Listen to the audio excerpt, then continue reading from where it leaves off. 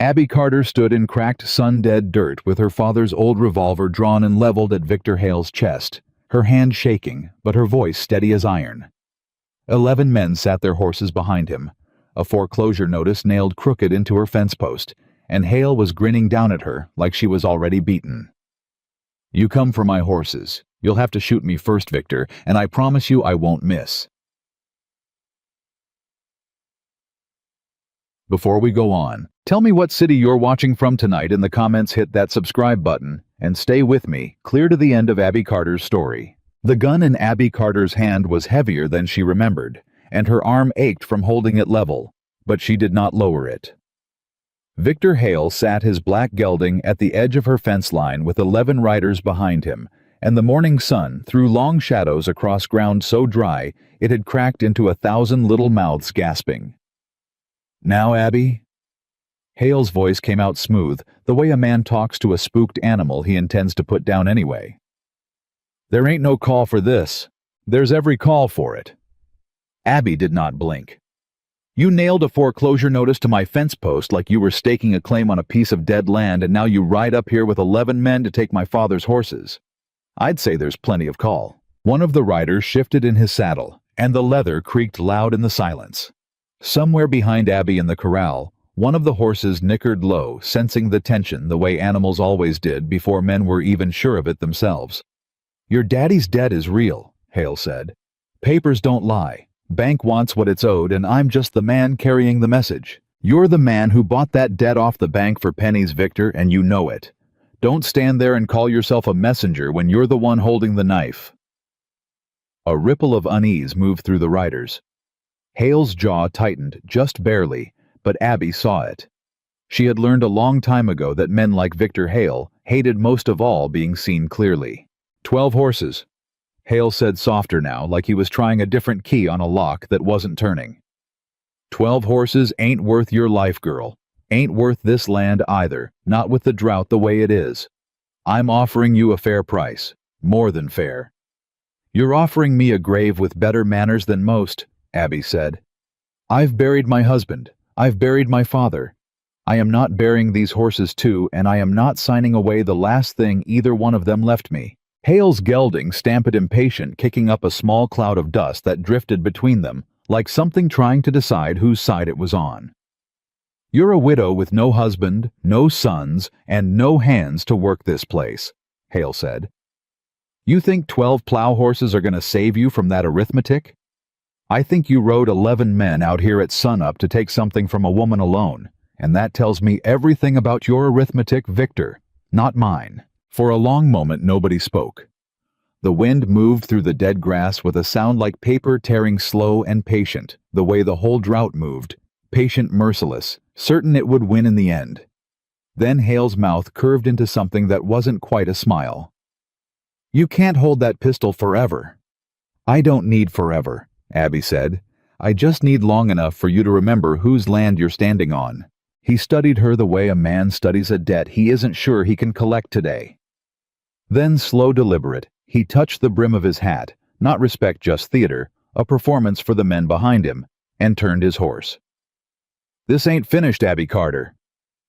It never is with you, she said, and did not lower the gun until the last rider had cleared the rise and the dust had settled back down onto the dead grass where it belonged. Only then did her arm start to shake in earnest. Only then did she let herself breathe. She held her father's revolver against her chest close, the way she used to hold his hand when she was small enough to be lifted onto his knee. Papa always said, a Carter horse never runs from hard ground, it just learns to work it different. She had thought as a girl he was only talking about horses. She understood now he had been talking about her. The horses in the corral had not scattered, not even during the standoff, and that told Abby something the bank papers never could. 12 heavy-boned workhorses, dust-colored and patient, stood watching her with soft dark eyes as she walked among them, checking each one, running a hand along a flank, murmuring low words nobody else needed to hear. You held steady, she told the lead gelding, a big roan named Samson, that her father had broken himself 20 years back. Good boy, good boy. Samson leaned his great head against her shoulder, and Abby closed her eyes and let herself lean back into him just for a moment, just long enough to remember she wasn't entirely alone in the world. "They think you're worthless," she whispered. "They think a machine's worth more than you because it don't need feeding when it ain't working. But a machine don't hold steady when a man points a gun at your mistress either, does it?" Samson snorted soft, and Abby laughed despite herself, a small broken sound that came out more like a sob. She had not cried since the funeral. She was not about to start now, not with Victor Hale's dust still hanging in the air. By the time she reached town that afternoon to buy what feed she could still afford, the whole of Red Hollow seemed to already know what had happened at her fence line that morning. News traveled faster than rain ever did anymore, and rain hadn't come in 11 weeks. "Heard you pulled a gun on Victor Hale," said the man behind the mercantile counter, not quite hiding his grin. "Heard right," Abby said, counting coins she could not really spare. "Heard you're still keeping them 12 horses instead of selling them off for what you could get." "I heard that too, and it's true." The man shook his head, more amused than concerned. "Whole town's laughing about it, Mrs. Carter. Woman alone drought killing everything with roots, and she's out there feeding 12 horses she can't use for nothing. A steam pump can't do better." "A steam pump can't hold its ground when a man's got a gun pointed at somebody it loves," Abby said. 12 horses just did." That took the grin off his face just for a second before he covered it with a shrug and turned back to his ledger. Outside, she passed 2 women from church who stopped their conversation the moment they saw her, the way people do when they've been caught talking about somebody and aren't sorry enough to hide it well. "Afternoon, Abby," one of them said, too sweet. "Afternoon? Won't you sell those horses to Mr. Haleman's only trying to help you out of a hard spot?" "He's only trying to help himself into my land," Abby said. "There's a difference, even if you two can't see it from where you're standing." She kept walking before they could answer, because she had learned that answering people like that only fed them, and she had no food to spare, not even words. It was near dusk when the stranger rode into her yard, and Abby had the revolver in her hand again before she recognized he wasn't one of Hale's men. He rode alone, a lean man on a tired-looking bay, his hat pulled low against the last hard light of the day. "Evening, ma'am," he said, reining up a respectful distance from the porch. "Name's Ethan Dawson. I ain't here to trouble you." "Everybody who says that is here to trouble me," Abby said, but she did not raise the gun higher. "Fair enough." He almost smiled. "I heard in town you got 12 workhorses standing strong through this drought while every steam rig for 30 miles is broke down and rusting. I came to see it for myself." "You a buyer?" "No, ma'am. I'm a horse trainer mostly. Spent the last 10 years working ranches from Texas up through the territories. I've seen a lot of horses. I ain't seen many like what folks are describing yours to be." Abby studied him. He sat easy in the saddle the way men do when horses trust them without being asked to, and his bay stood calm despite the strange yard, the strange smells, the tension still hanging thick in the air from that morning. "You're welcome to look," she said finally. "Don't touch nothing without asking first." "Wouldn't dream of it." He dismounted slow, careful, and walked toward the corral with his hands loose at his sides. No hurry in him at all.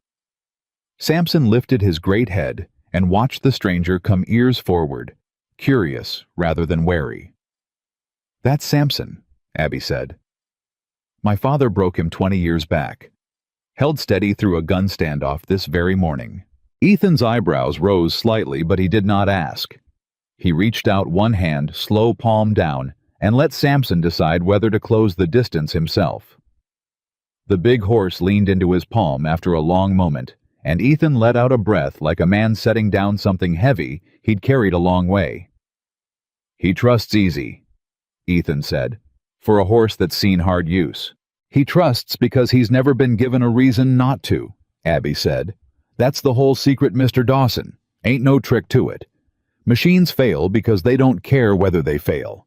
A horse that's earned trust and given it back, that horse keeps going long after the reason to quit shows up." Ethan turned to look at her properly then, and something in his face shifted like a man recalculating a sum he'd been sure of a moment before. "My father used to say something near like that," he said quietly, "before he passed." "Sounds like he was a smart man." "He was," Ethan said. "Wish more folks around here thought so about a woman saying the same thing." Abby's jaw tightened, old anger rising fast and familiar. "Folks around here think a woman alone with 12 horses is a fool clinging to a dead man's foolishness. They'll change their tune quick enough when their cattle start dying of thirst and their pumps are nothing but hot iron." "You think that's coming?" "I know it's coming," Abby said. "This drought ain't finished teaching this town a lesson. And when it's done, the only ones left standing are going to be the ones who never stopped trusting something that could still walk when the water ran out." Ethan was quiet a long moment, watching Samson nose at his empty palm patient, unbothered by strangers or drought or foreclosure notices nailed to fence posts. "I'd like to stay a spell," he said finally. "Not asking for charity, ma'am. I can work. I know horses better than most men know their own kin, and it looks to me like you could use another set of hands that ain't looking to take something from you." Abby weighed him with a long look, the same look she'd used on Victor Hale that morning. Except this time, there was no gun in her hand and no fence post between them. "You work," she said. "You eat what I eat, and you sleep in the barn. And the first time I catch you looking at these horses like they're something to be sold instead of something to be trusted, you're gone before sunup. Understood?" "Understood, ma'am." "Then get that saddle off your horse before he founders standing there listening to us talk." Something close to a real smile crossed Ethan's face for the first time, and he turned to do as she said. And Abby stood in the gathering dark of her own yard, watching a stranger tend his horse in the last light, feeling something she hadn't let herself feel in a long, long while. Not safety exactly. She was not fool enough to call it that, not yet, but something like the beginning of it. That night, alone in the small farmhouse her husband had built with his own 2 hands, before the fever took him 3 winters back, Abby sat at the kitchen table with her father's ledger open in front of her, the numbers no kinder now than they had been that morning. The debt was real. Hale had not lied about that, whatever else he'd twisted. But she thought of Samson leaning his head against her shoulder after the standoff. She thought of 11 riders turning their horses at a woman's steady voice and a gun she prayed she'd never have to fire. She thought of a stranger's hand, held out slow and patient, letting an animal choose trust on its own terms instead of demanding it. "Machines fail when the world turns hard," her father used to say. "But a good horse keeps going if you've earned its trust." She closed the ledger, blew out the lamp, and sat a long while in the dark, listening to the horses shifting quiet in the corral outside 12 steady heartbeats, standing between her and everything Victor Hale wanted to take. Tomorrow, the drought would still be there. The debt would still be there. Hale would still be circling patient as a buzzard waiting for her to break. But tonight, for the first time since her husband died, Abby Carter did not feel entirely alone in the dark. Dawn came hard and orange over Red Hollow, and Abby Carter was already up before it, moving through the yard with a bucket in each hand, her breath fogging faintly in air that would be furnace hot again by noon. Ethan Dawson had been true to his word. He'd bedded down in the barn, and when she came out that first morning, she found him already up 2 forking hay into the trough before she'd even called for him. "You didn't have to start without me," she said. "Figured a man who eats another woman's food ought to earn it before breakfast, not after," Ethan said, not looking up from his work. "Samson's favoring his left front a little. You notice that—" Abby set the buckets down and crossed to the roan, running her hand down the leg in question. Sure enough, there was a faint heat there. Nothing serious, but the kind of thing that could turn serious if ignored. "Stone bruise probably," she said. "We'll wrap it, keep him off hard ground a few days." "We," Ethan repeated like he was testing the weight of the word. "Don't get used to it," Abby said. But there wasn't much bite in it, and they both knew it. They worked through the morning in a rhythm that surprised her with how quickly it settled into something natural. Ethan handling the heavier lifting without being asked. Abby directing where things went, both of them quiet in the way that people who understand animals tend to be quiet, because animals read tension in voices, the way people read words on a page. It was near midday when the first rider came up the road, and Abby's hand went instinctively toward the revolver she'd taken to keeping on her hip since the standoff. But it wasn't Hale.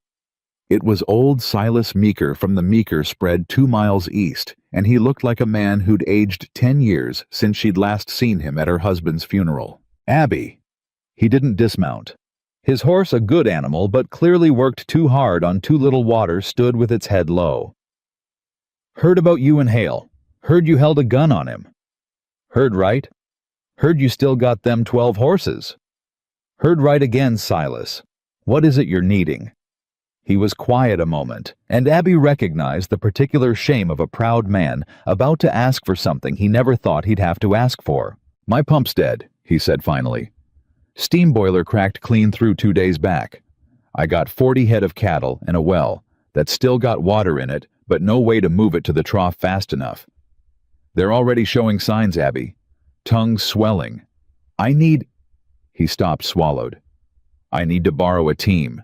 Just for a few days till I can get the boiler patched or replaced. Ethan had come up beside her without a word, and Abby felt him there steady, not interfering, just present.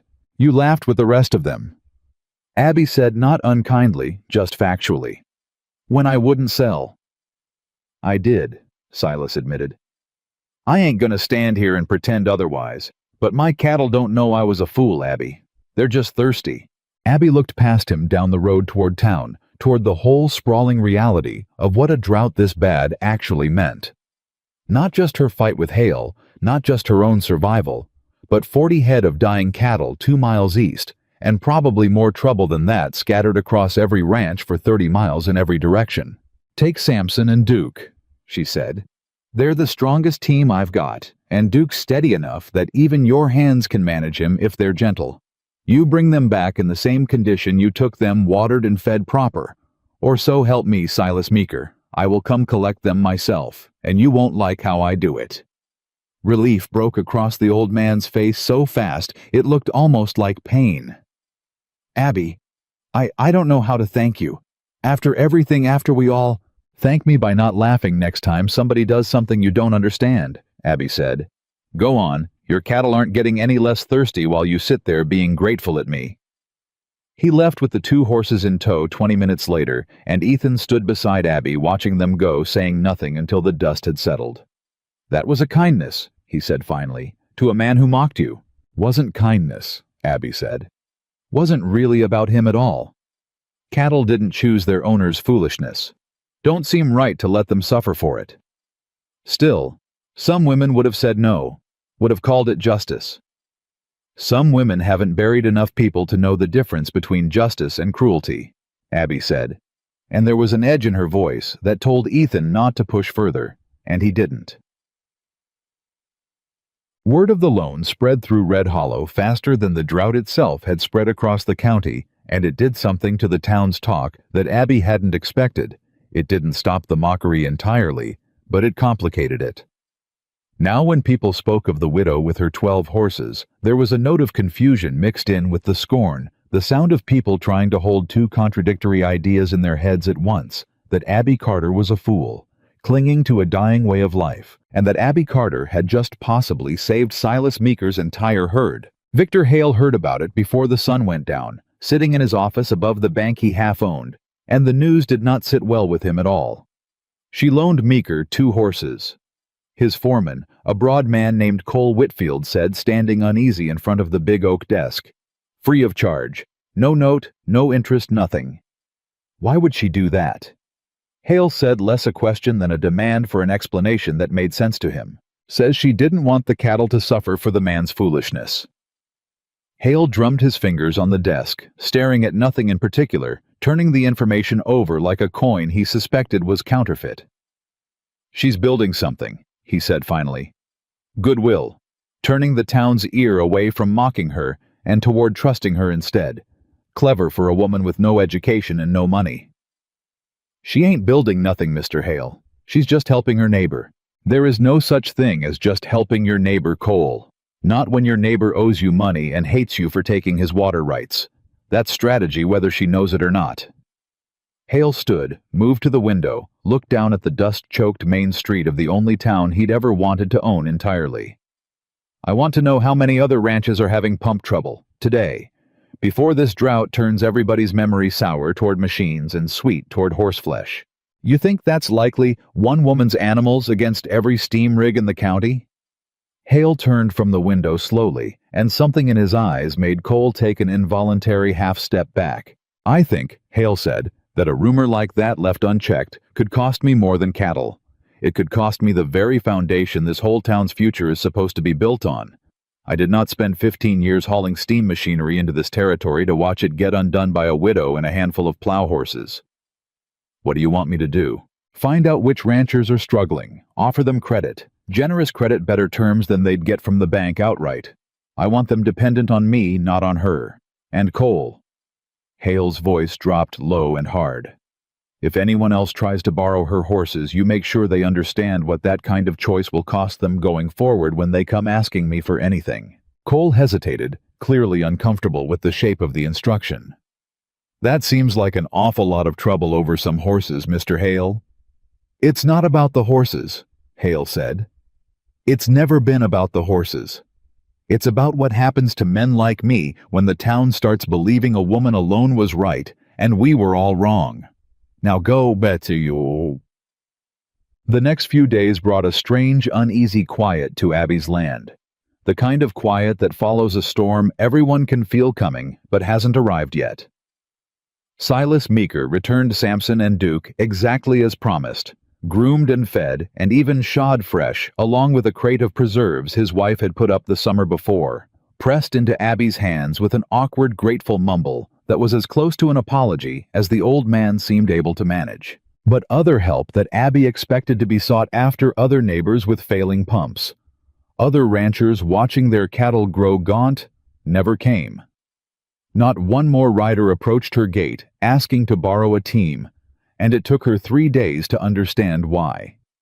She learned it from Ethan, who'd ridden into town for feed and come back grim-faced and quiet, in a way that told her something was wrong before he even said a word. "Hale's been going round," he said, unloading the sacks from his horse without meeting her eyes. "Offering credit to anybody with pump troubles. Real generous terms. But there's a catch nobody's saying out loud." "What catch?" "Man at the feed store told me quiet, like he wasn't supposed to, that Hale's making it known without ever quite saying it plain that anybody who comes to you for help instead of him won't find him so generous the next time they need something. Loans, grain.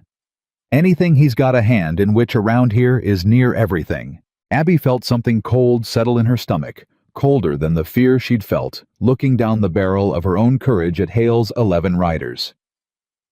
This was worse than a threat. This was a trap built so quiet that most people wouldn't even recognize they were caught in it until it closed. "He's punishing me through them," she said, making sure nobody else dares take help from a woman who embarrassed him. "Looks that way. And they're letting him, every one of them choosing his fear over their own cattle's thirst."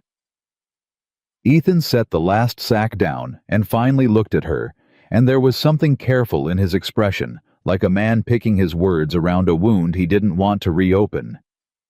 "Not everyone," he said. "Meeker's spreading word too quiet as he can about what you did for him. Not everybody's as scared of Hale as Hale wants them to be. Give it time. Time is the one thing this drought isn't giving anybody," Abby said, and turned back toward the corral toward the horses, who did not care one bit about bank credit or town gossip or the fragile architecture of fear a rich man could build around a whole community if nobody stood up to stop him.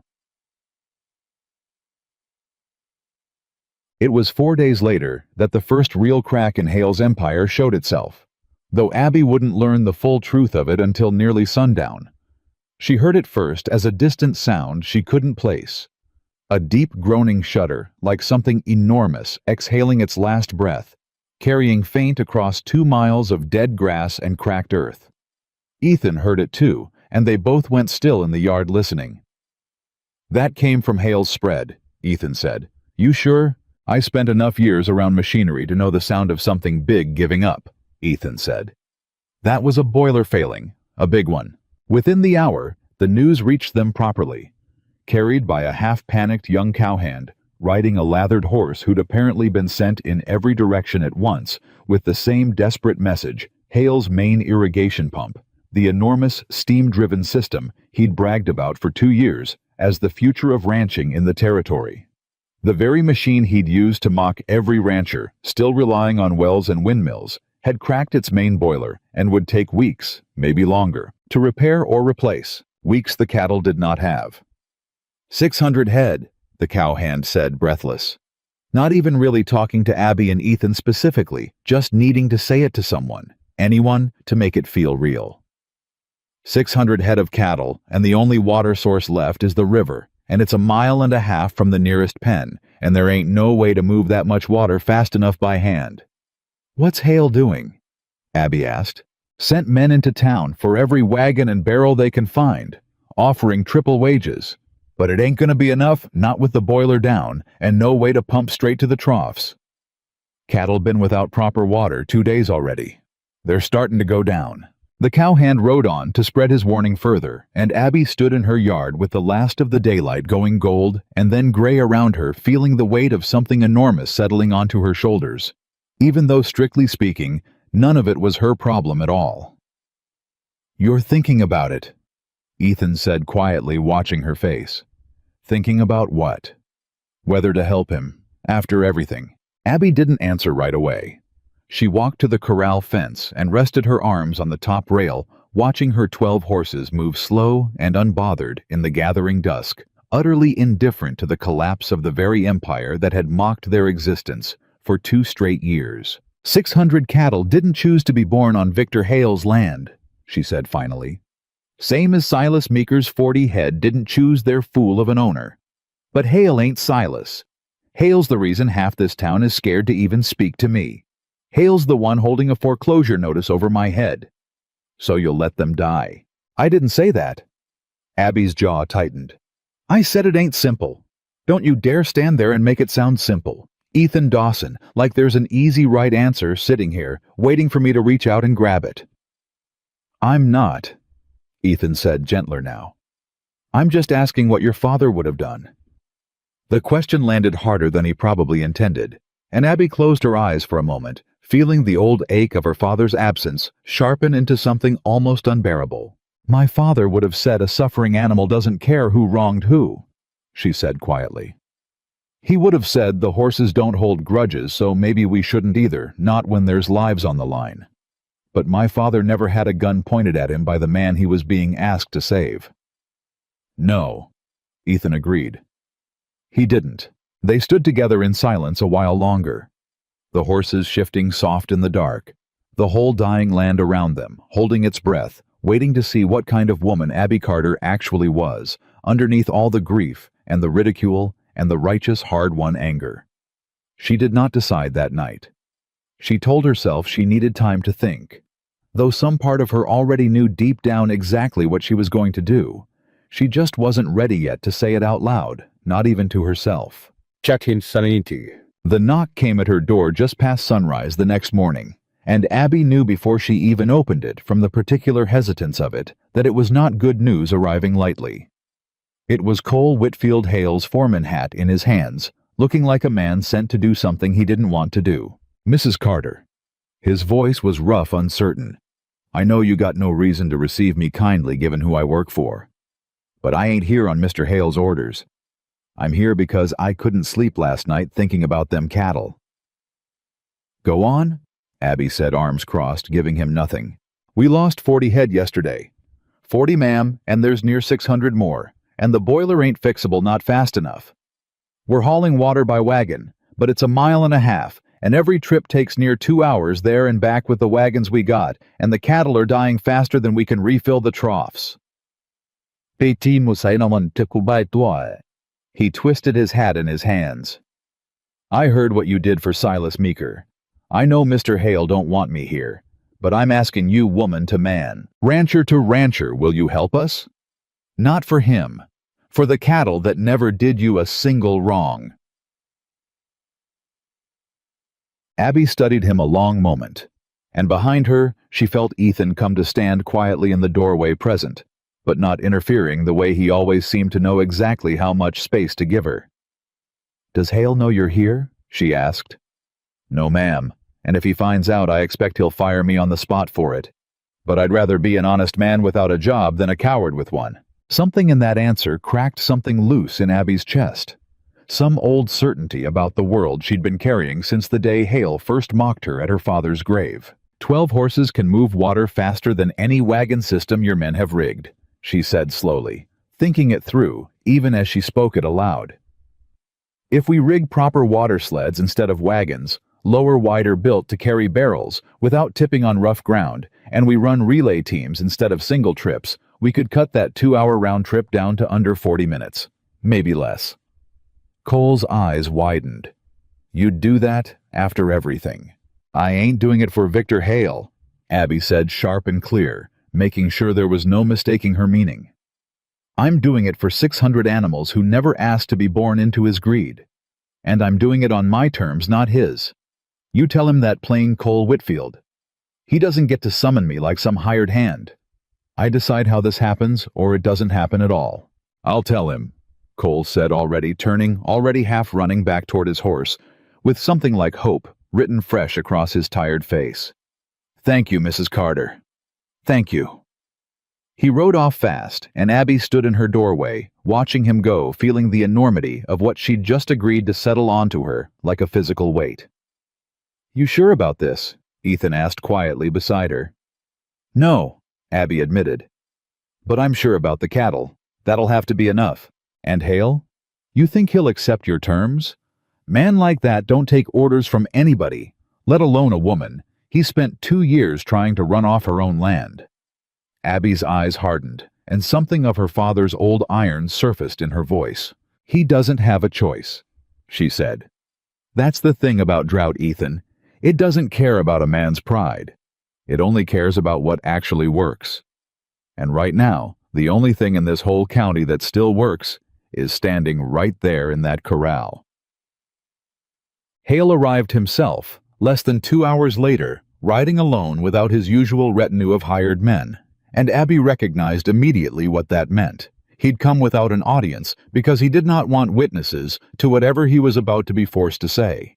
He dismounted stiff, his face carved from something hard and resentful, and for a long moment neither of them spoke the memory of the standoff at this same fence line, hanging thick and unresolved between them. "Cole tells me you're willing to help," Hale said finally, each word dragged out like it cost him something physical to speak. "I'm willing to help the cattle," Abby corrected. "There's a difference, and you'd best understand it clear before we go any further." Hale's jaw worked some old fury trying to surface and finding no good place to land. "Fine, the cattle then. What do you want for it?" "I don't want your money," Abby said, and watched surprise flicker briefly across his face before he covered it. "I want the foreclosure notice off my fence post, permanently debt, renegotiated on fair terms, with no more of your pressure tactics, dressed up as generosity. I want you to leave Silas Meeker, and anyone else who's helped or been helped by me entirely alone. No punishment. No quiet threats through your bank credit. And I want it in writing signed before a single one of my horses sets a hoof toward your land." Hale stared at her, something like disbelief warring with the desperation clearly written underneath it. "You're negotiating with me," he said slowly, "while my cattle are dying by the hour. I'm negotiating with you because you came here needing something only I can give you," Abby said, unflinching. "That's not spite, Victor. That's simple arithmetic, the same kind you've been using against every struggling rancher in this county for 2 years. I learned from a good teacher." For a long-taught moment, Hale looked like a man being asked to swallow something jagged. His pride and his desperation locked in a war visible plain across his face. Then, slow, he reached into his coat and produced a folded paper and a stub of pencil. "Write your terms," he said, voice tight. "I'll sign them. But Abby—" He paused, something almost human bleeding briefly through the hardness. "If this doesn't work, if your horses can't actually move water fast enough to save what's left of my herd, none of this paper will matter. We'll both have lost everything anyway." "Then I suppose we'd both better hope I'm as good as my father always said I was," Abby said, and took the paper from his hand. By early afternoon, Abby's yard had transformed into something resembling a small, desperate army preparing for battle, though the enemy in this war was nothing but heat and thirst, and a boiler that would not be fixed in time.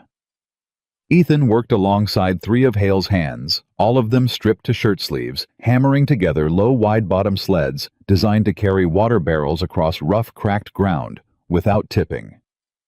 Abby's design, sketched fast and sure in the dirt with a stick, drawn from some deep well of practical knowledge her father had poured into her since before she could properly walk. "You've built these before," Ethan said, hammering a joint tight, watching her check measurements with quick, sure hands. "My father built them during the last bad drought when I was maybe 10 years old," Abby said. "I remembered more than I thought I did." "Lucky for Hale's cattle." "Lucky for the cattle," Abby corrected.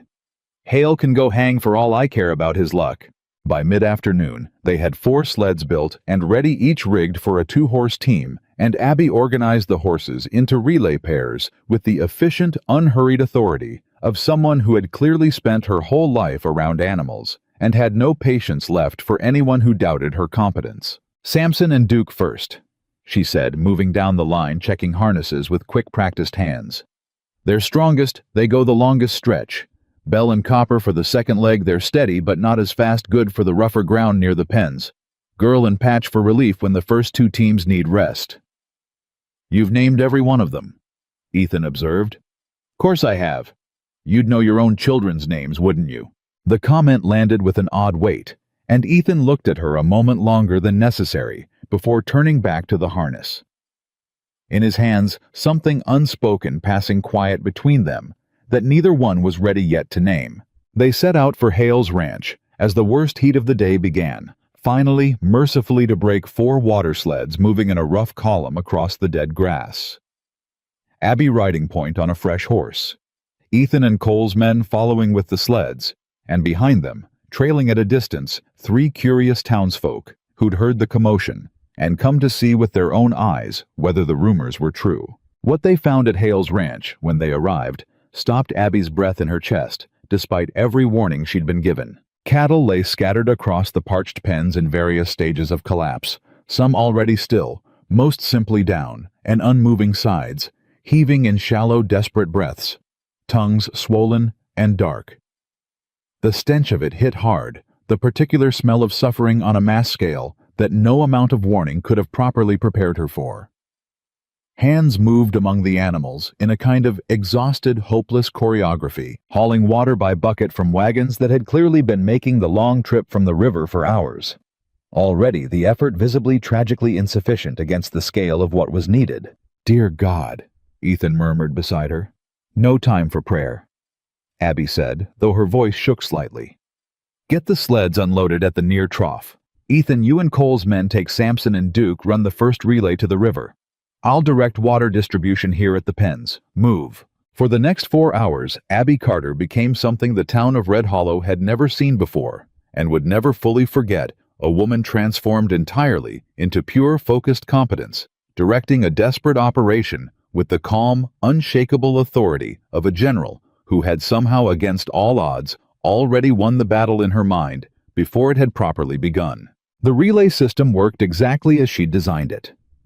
Samson and Duke ran the long stretch to the river and back, exchanging for Bell and Copper.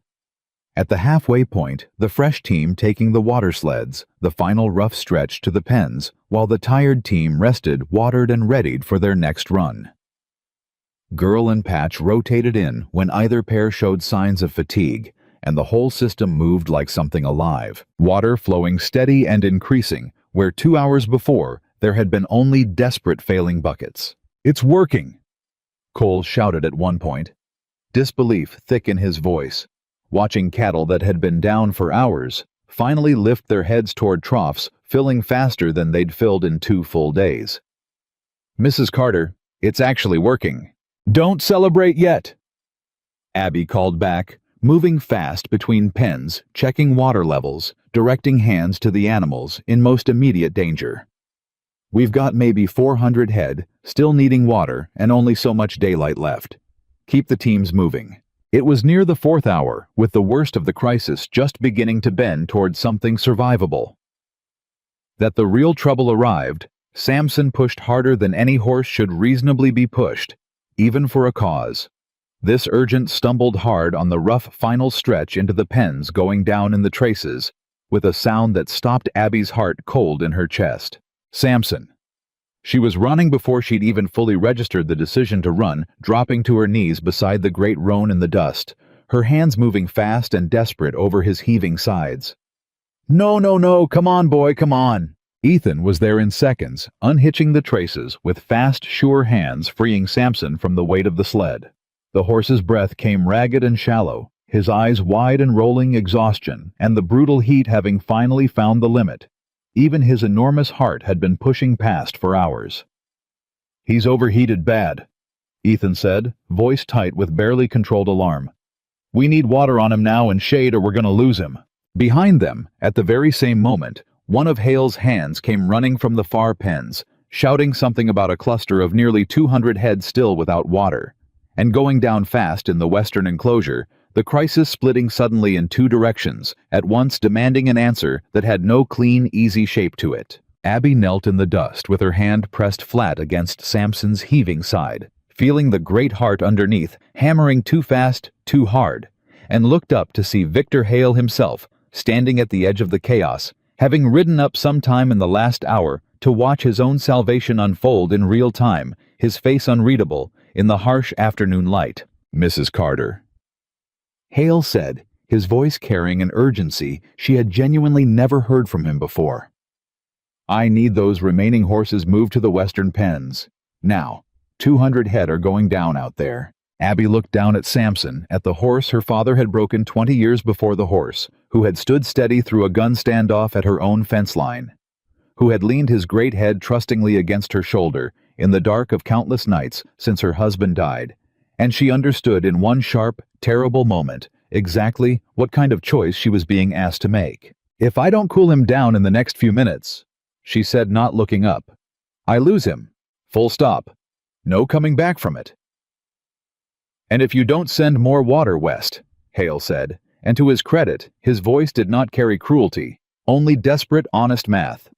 "I lose 200 head of cattle in the next hour." The whole yard seemed to hold its breath around them. Ethan frozen with the harness still in his hands, Cole standing pale and uncertain nearby. Even the surviving cattle in the near pens, seeming to sense the enormous, terrible weight of the moment. Abby Carter knelt in the dust beside the dying horse who had never once failed her, faced with the impossible arithmetic of one life against 200. And for the first time since Victor Hale had ridden onto her land, demanding her father's legacy, she found herself utterly, completely uncertain of what to do next. Abby's hand did not move from Samson's heaving side, and for one terrible suspended second, she said nothing at all, the whole yard waiting on her breath the way the whole county had been waiting on rain. "Ethan," she said finally, her voice steady, even though her heart was not, "get me water, now. Buckets, rags, anything that'll hold liquid. And somebody bring me the shade canvas off the second sled." "Mrs. Carter?" Hale started urgency, cracking his composure. "I heard you, Victor." Abby did not look up at him. "I heard you plain. 200 head going down in the west pens. So here's what's going to happen. Ethan is going to stay here and cool this horse down, because if he dies, we lose a full quarter of our remaining team, and everything falls apart anyway. And I am going to take Bell and Copper, who are rested, and Girl and Patch, who've had the longest break, and I am going west myself right now to run water to your cattle. Both things happen. Neither one waits on the other." Hale blinked, caught off guard by the sheer speed of her thinking. "You can run 2 operations at once." "I can run whatever needs running?" Abby snapped, finally looking up at him, her eyes hard and clear despite the dust and sweat streaking her face. "But I need every hand you've got, not standing around gawking to start hauling water towards Samson right this second, or I promise you, Victor Hale, this whole arrangement ends the moment I bury this horse." That broke whatever paralysis had gripped the yard.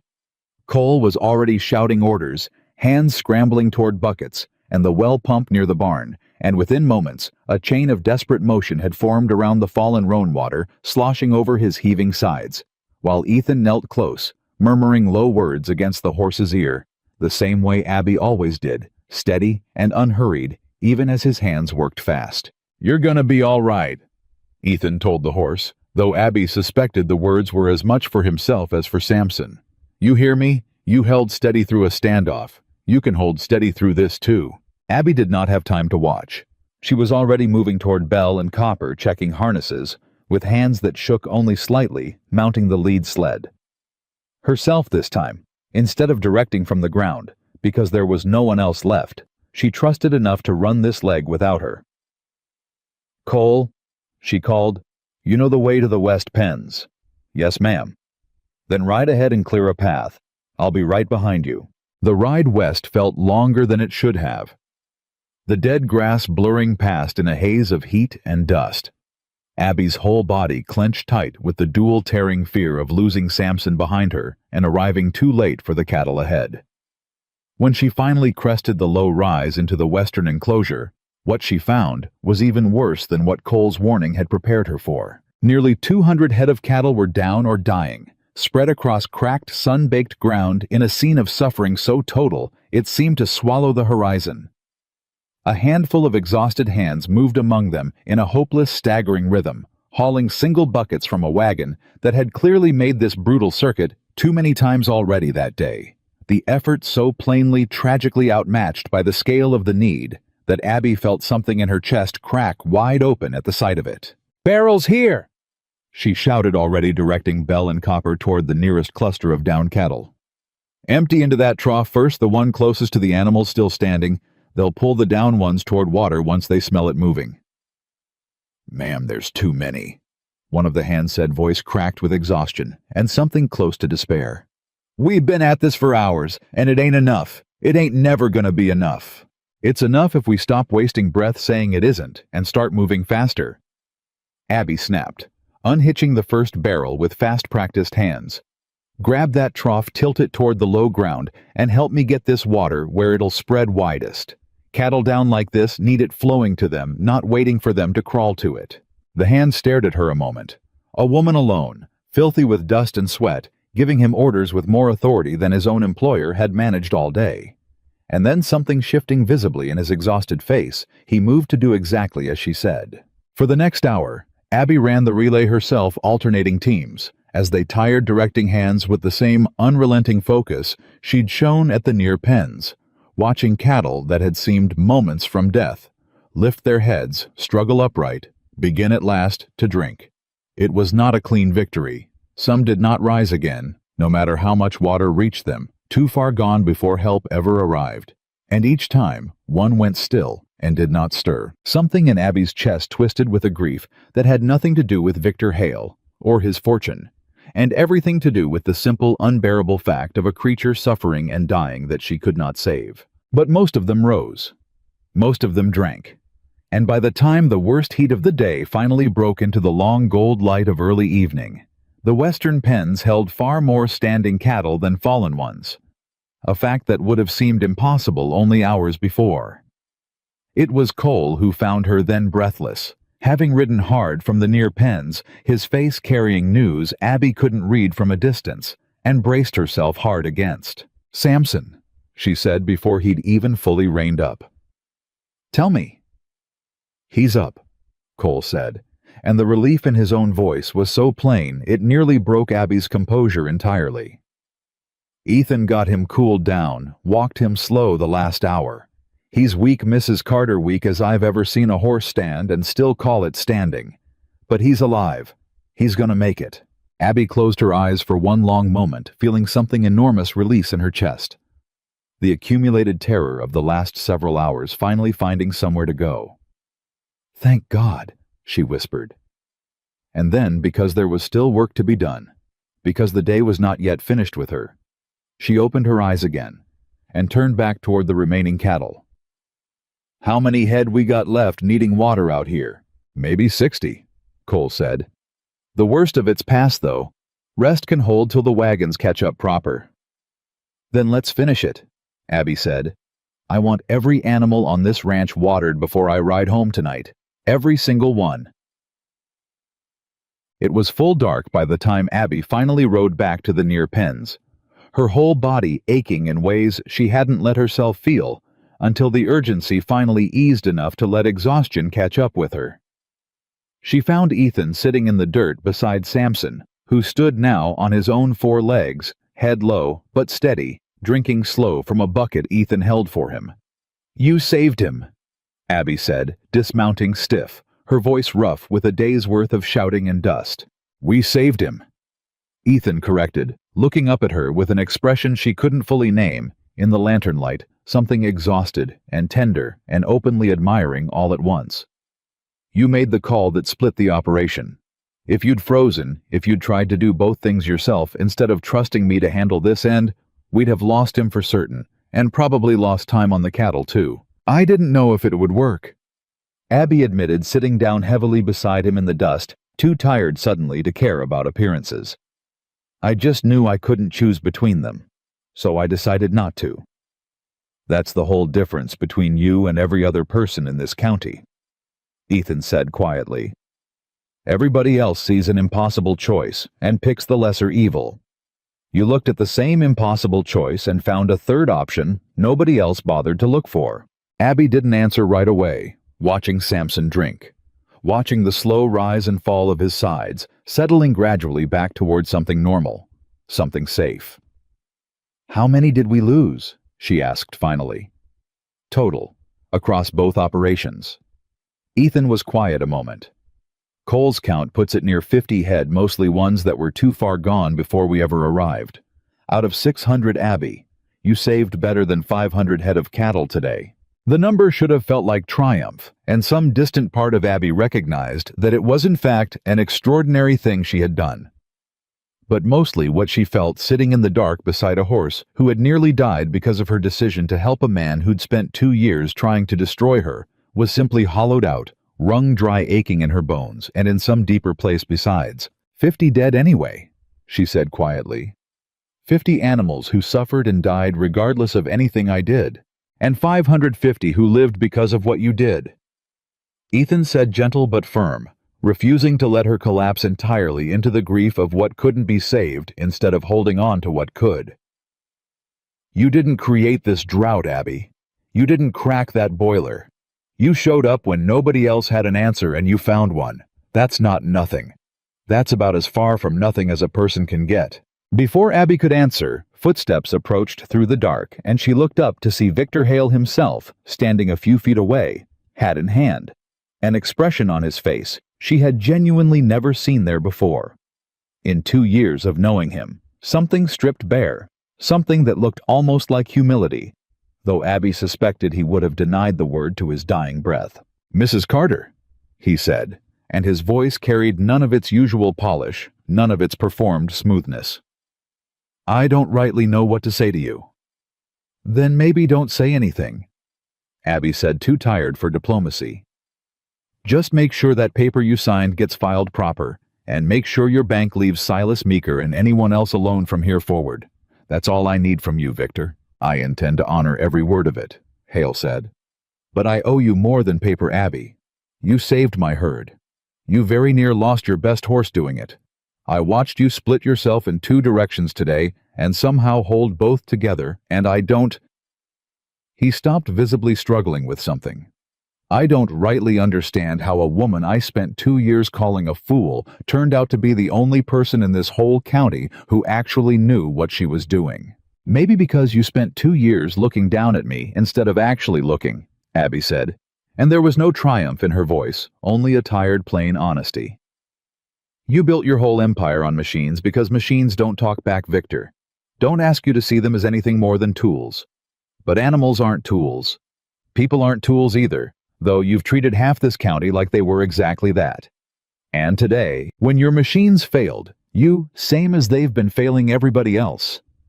All that was left standing was the thing you spent years telling everybody was worthless." Hale absorbed that in silence, his jaw working, and for a long moment, Abby thought he might simply turn and walk away without another word, retreat back into whatever pride still remained to him after a day that had stripped so much of it bare.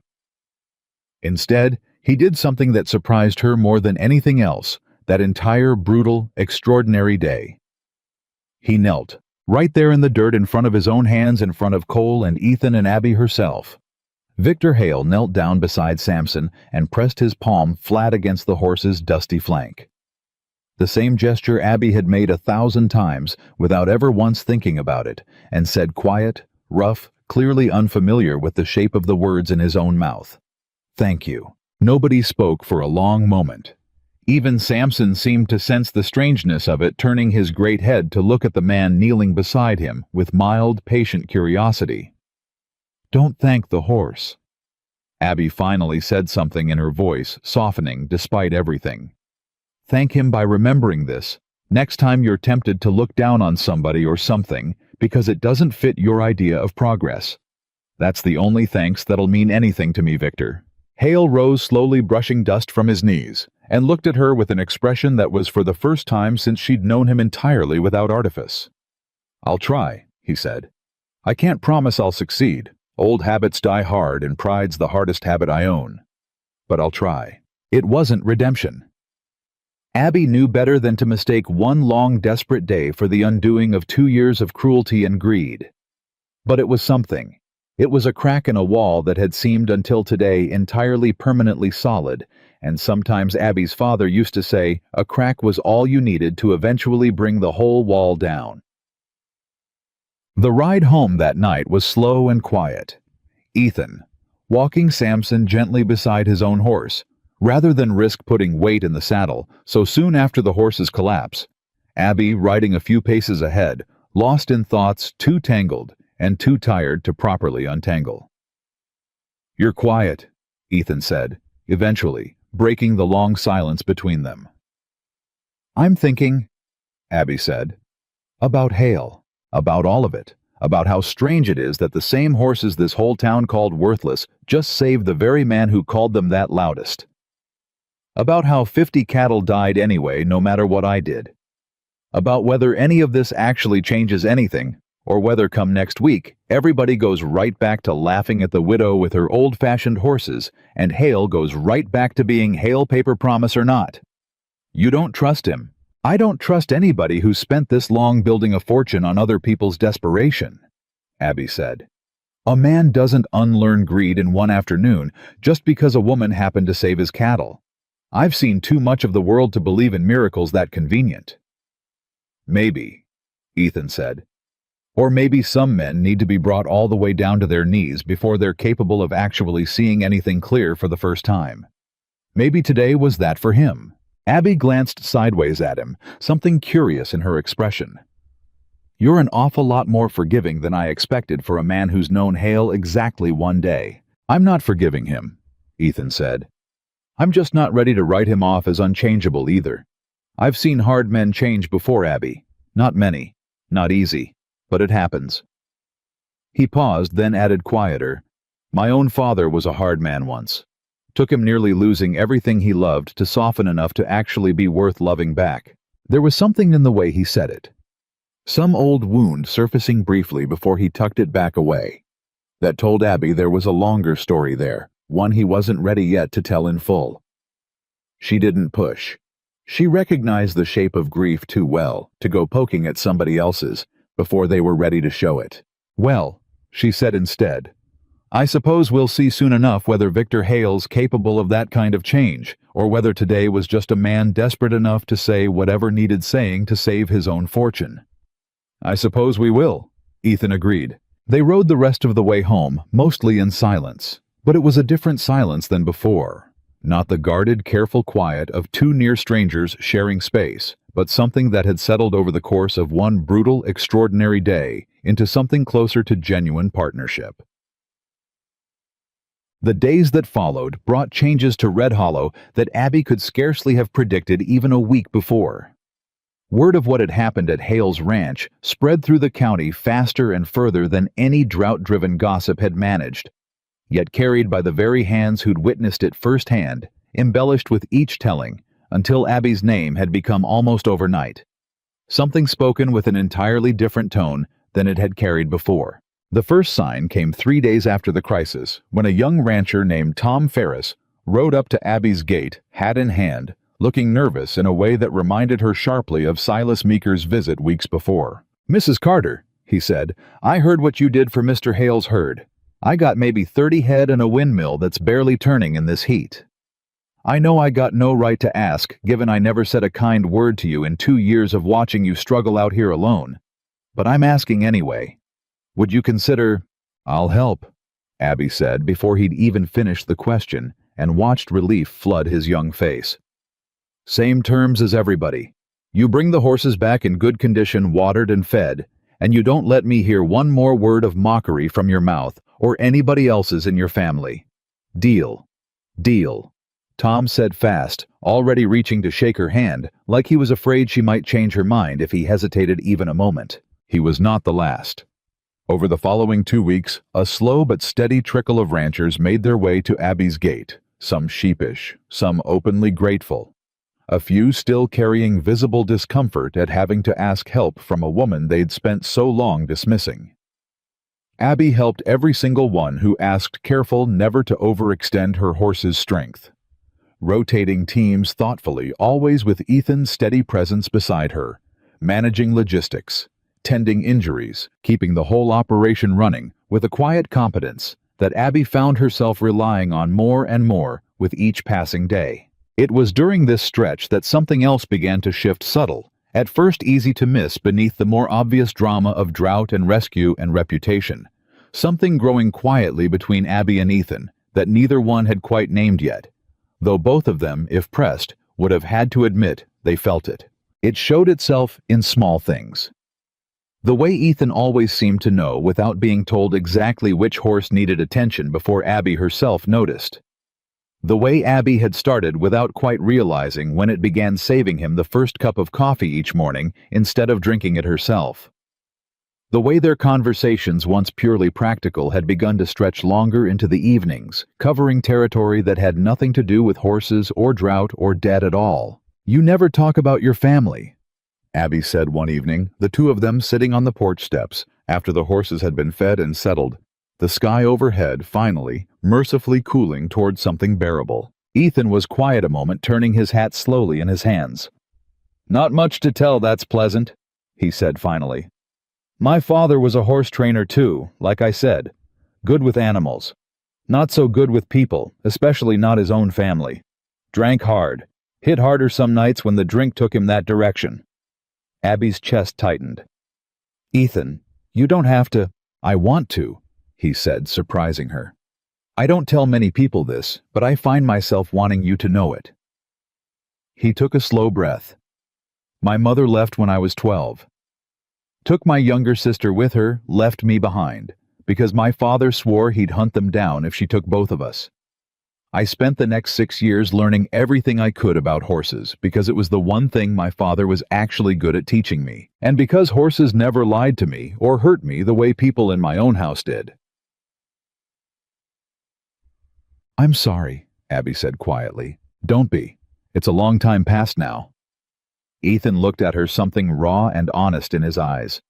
"But I think that's part of why I recognized something in you the day I rode up to your gate. You talk to your horses the way I always wished somebody had talked to me growing up. Patient, steady, like trust was something worth earning slow instead of demanding fast. I hadn't seen that in a long while, not since my father's better years before the drink took him over entirely." Abby didn't know what to say to that, so instead she reached over, slow the way she might approach a nervous horse, and took his hand in hers, and Ethan let her, his fingers curling around hers with a gentleness that made something in her chest ache in a way that had nothing to do with grief at all. "For what it's worth," she said quietly, "I'm glad you rode up to my gate that day." "So am I," Ethan said, and for a long moment neither of them said anything else at all. Content simply to sit together in the cooling dark, two people who had each lost more than their share, finding unexpectedly something steady in each other. It was nearly 3 weeks after the crisis at Hale's ranch that the next real trouble arrived, and it came from a direction Abby had least expected, not from Hale himself, who had, true to his surprising word, kept every term of their agreement and even begun cautiously to speak well of Abby in town, when the opportunity arose. But from a group of ranchers who had not asked for her help and apparently resented deeply that others had. It began with rumors, the kind that traveled through Red Hollow faster than any drought whispers, that Abby Carter was building herself an empire of debt and obligation, gathering favors from half the ranchers in the county, positioning herself, some said, to eventually control more land and influence than Victor Hale himself ever had. "That's absurd," Abby said when Ethan first brought the rumor to her attention, having heard it from the feed store owner while purchasing supplies. "I've asked for nothing from anyone I've helped. Not money, not land, not favors beyond simple decency." "I know that," Ethan said. "But fear doesn't care much for facts, Abby. Some folks are more comfortable resenting you than admitting they owe you. And resentment's an easier feeling to carry than gratitude for men too proud to feel indebted to a woman." The rumors grew teeth a few days later when a rancher named Dale Whitcomb, a man who'd never once asked Abby for help and had in fact been among the loudest voices mocking her in the early days of the drought, began openly accusing her in the saloon and anywhere else that would listen of manipulating desperate men into obligations that would eventually cost them their land, painting her generosity as some kind of long game, a slow, patient scheme no different from what Hale himself had once practiced. "She's smarter than Hale ever was," Whitcomb reportedly told anyone who'd listen. "Hale at least charged interest, plain and simple. This woman's building debts nobody can even see, yet favors that'll come due someday when we least expect it. Mark my words, in a year's time, half this county'll be beholden to her, and we'll have handed her the very thing we spent 2 years laughing at her for wanting." The accusation absurd, as it was found fertile ground in a community still raw from drought and desperate for anyone to distrust, rather than face the harder truth that their own prejudice had nearly cost them everything. Abby heard the full extent of it directly from Silas Meeker, who rode up to her gate one afternoon, looking deeply uncomfortable, clearly having drawn the short straw among the ranchers, who actually respected her, to deliver news nobody wanted to be the one to bring. "There's talk of a meeting," he said, not quite meeting her eyes. "Town meeting this Saturday to discuss you, Abby, plain as I can say it. Whitcomb's stirred up enough folks that even some who've got no complaint against you personal are getting nervous about what you might eventually want in return for all this help you've been giving." "What exactly are they planning to discuss?" Abby asked, feeling something cold settle in her stomach despite the heat of the day. "Whether the town ought to pass some kind of restriction," Silas said clearly, hating every word of it, "on how many horses any one person can own, or how much debt forgiveness or favor trading is allowed without oversight from the town council. Dressed up all official-like, but everybody knows what it's really about." "They want to punish me for helping them," Abby said flatly. "They want to feel like they're back in control of something," Silas said, "after a drought that's made every last one of us feel helpless as newborn calves." "I'm sorry, Abby. I fought against it best I could, told them plain you never asked me for a thing beyond gratitude. But Whitcomb's got a way of making fear sound like wisdom. And there's plenty in this town still more comfortable hating you than owing you." Abby stood very still for a long moment after Silas rode away, feeling something old and familiar rise up in her chest, the same bone-deep exhaustion of fighting a battle that never seemed to properly end, no matter how thoroughly she won each individual skirmish. "They're going to twist all of it," she said quietly, when Ethan found her still standing at the gate long after Silas had gone. "Every horse I loaned, every hour I spent saving Hale's cattle, every single sacrifice, they're going to twist it into evidence that I'm the villain now instead of the fool." "Some of them," Ethan corrected gently. "Not all of them. You've got Silas in your corner. Tom Ferris too, and a handful of others who've seen what you actually are, instead of what fears convinced them to imagine." "It won't be enough," Abby said. "Fear's louder than gratitude. It always has been. I learned that the day Hale first mocked me at my father's grave, and I'm learning it again right now." Ethan was quiet a moment, watching her with an expression that carried both sympathy and something harder, more determined. "Then we go to that meeting," he said finally, "and we make gratitude louder than fear just this once. You didn't back down from Hale with 11 riders behind him.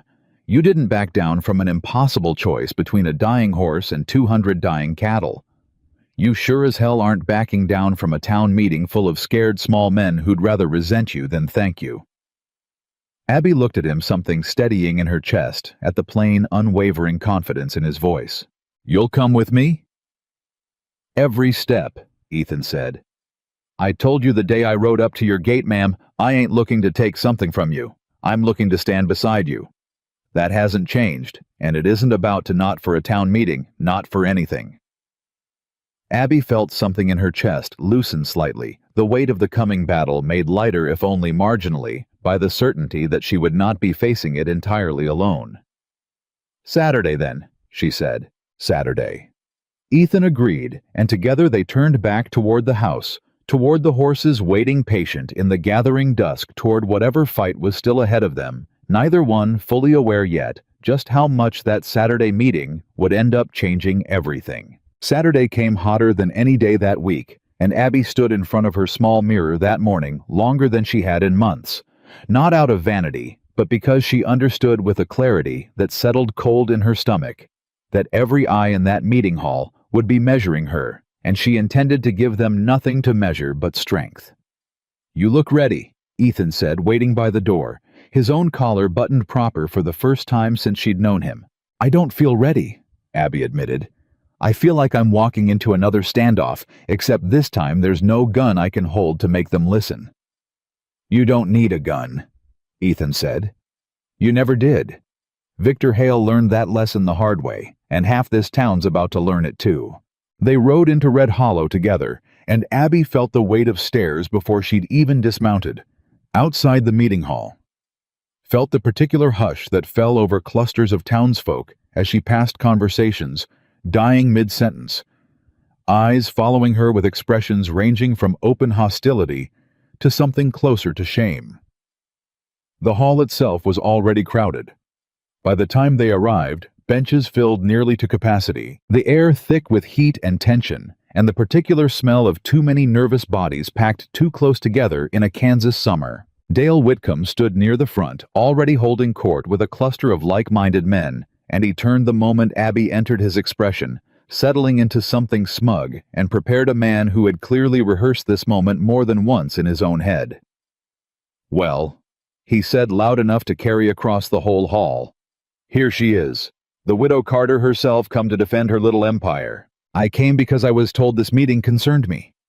Abby said, her voice steady, despite the way her pulse hammered beneath her collar. "Seemed only fair I hear what's being said about me directly instead of second-hand through gossip." "Ain't gossip," Whitcomb said. "It's concern.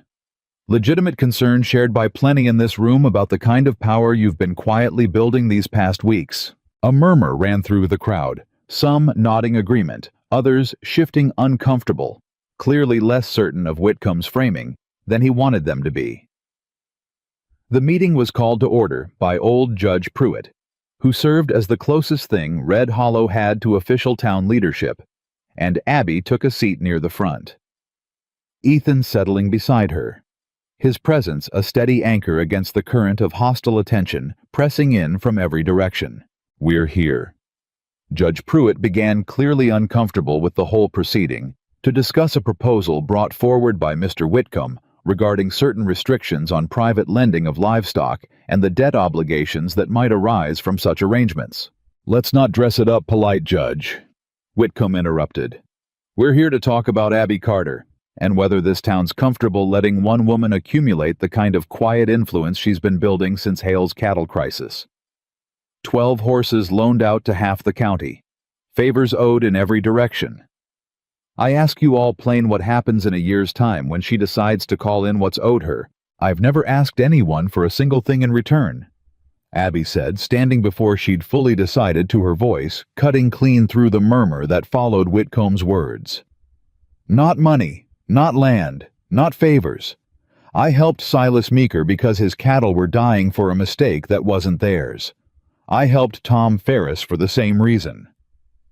I helped save Victor Hale's entire herd because 600 animals didn't deserve to suffer for their owner's failures, and I did it while nearly losing my own best horse in the process. And you expect us to believe, Whitcomb said that a woman does all that out of pure Christian charity with no thought at all toward what it might earn her down the road. "I don't expect you to believe anything, Dale," Abby said, and something in her voice had hardened, now the fear giving way to something closer to fury. "I expect you to look at the facts plain in front of you instead of the fear you've built up in your own head. I have signed nothing, collected nothing. Every horse loaned has been returned. Every debt of gratitude has gone unclaimed. If I wanted power in this town, I had a far simpler path available to me. I could have sold my father's horses to Victor Hale the day he offered taking his money and left this whole drought to sort itself out without my help at all. Instead, I stayed. I fought. I nearly lost Samson saving cattle that belonged to a man who'd spent 2 years mocking my father's legacy. And you stand here calling that a scheme." The hall had gone very quiet, and Abby could feel the tide of the room shifting slow but unmistakable, though Whitcomb was not yet ready to concede any ground. "Fine words," he said. "But words are cheap, Mrs. Carter. What happens when winter comes and half this county's still struggling, and you're the only one with working horses and working favors owed? What happens when that leverage becomes something you decide to use?" "Then you'll see exactly what I do with it," Abby said. "Same as you've seen these past weeks. Nothing but help freely given. But if that's not good enough for you, Dale, if you need some guarantee beyond my own word and my own actions, then I'll give you one right now in front of this whole town." She turned to face the full crowd, feeling Ethan's steady presence at her side, even as she stood alone in the eyes of everyone watching. "I will never call in a debt that was never owed to begin with," she said, her voice ringing clear across the hall. "Every bit of help I've given freely, and I release right now publicly any claim anyone might imagine I hold over them. Silas Meeker, Tom Ferris, Victor Hale himself, you owe me nothing beyond common decency, and I expect nothing more than that from any of you. If that's not enough to satisfy this room's fear, then I don't know what more truth I have left to offer you." For a long moment, nobody spoke. Then from near the back of the hall, a voice Abby recognized immediately cut through the silence. "It's enough for me."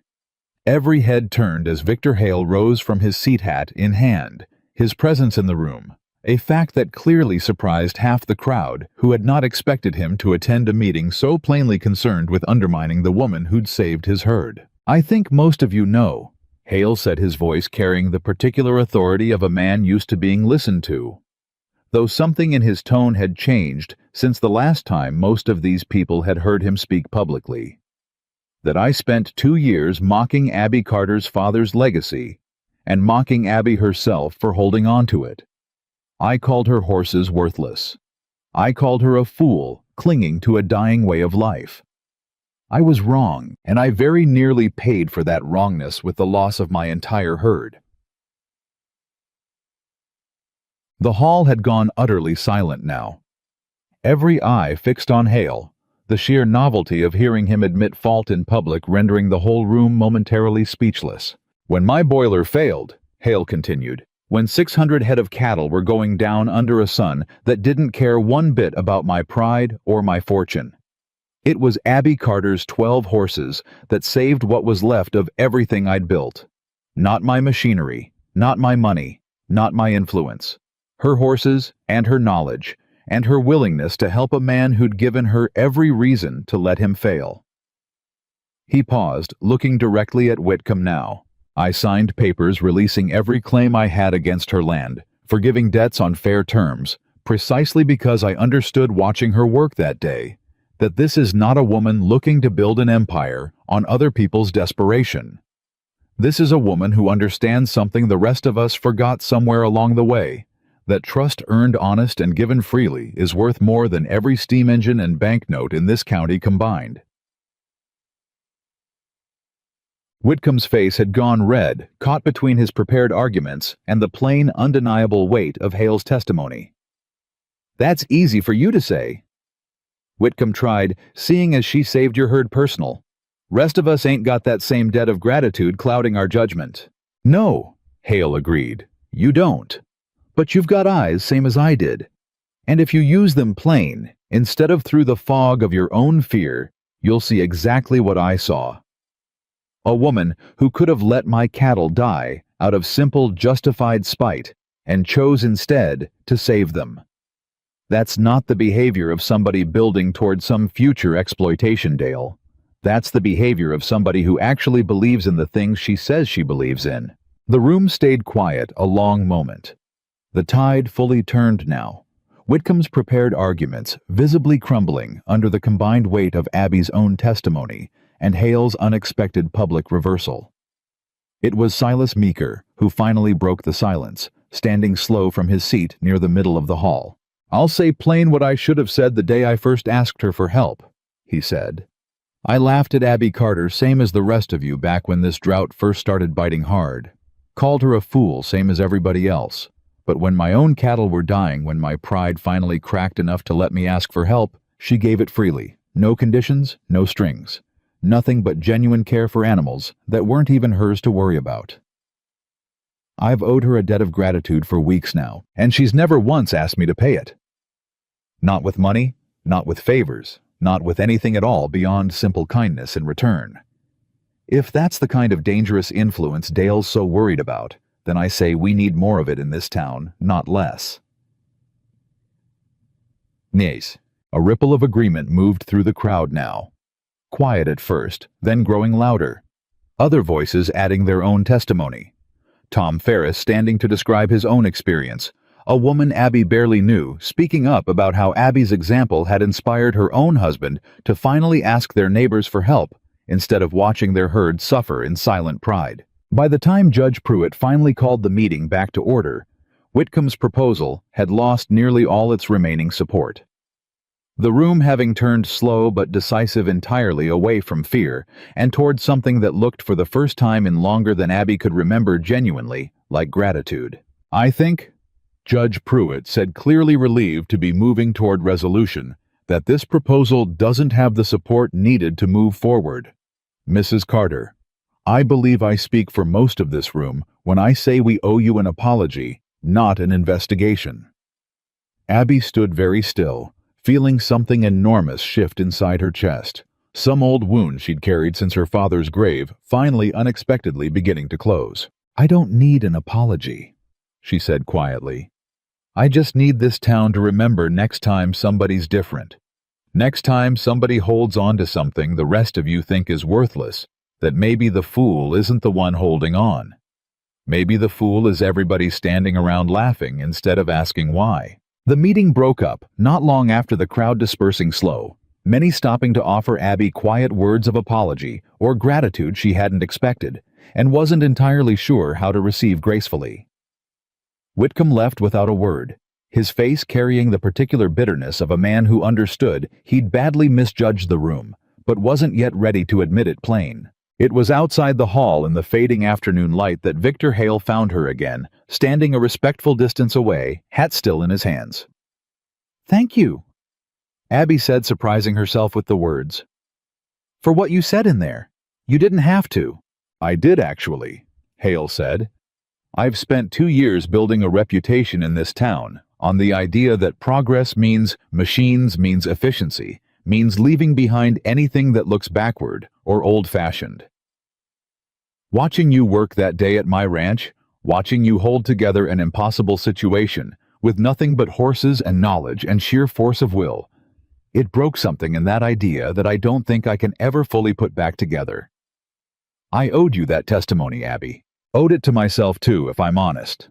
I've been asking myself hard questions these past weeks, questions I spent a long time avoiding." "Junamaman, what kind of questions?" Hale was quiet a moment, looking out over the dusty street, the whole town moving slow in the aftermath of a meeting that had shifted something fundamental in its collective understanding of itself. "Questions about what I actually built this fortune for," he said finally. "Questions about how many families I've pushed off their land in the name of progress that mostly just meant profit for me. I don't have good answers yet. But I'm asking them now, which is more than I can say I was doing a month ago." Abby studied him a long moment, remembering the man who'd nailed a foreclosure notice to her fence post, who'd ridden up with 11 riders to strip her of her father's legacy, and found to her genuine surprise that she believed the change she saw taking shape in front of her, however slow, however uncertain its final destination might be.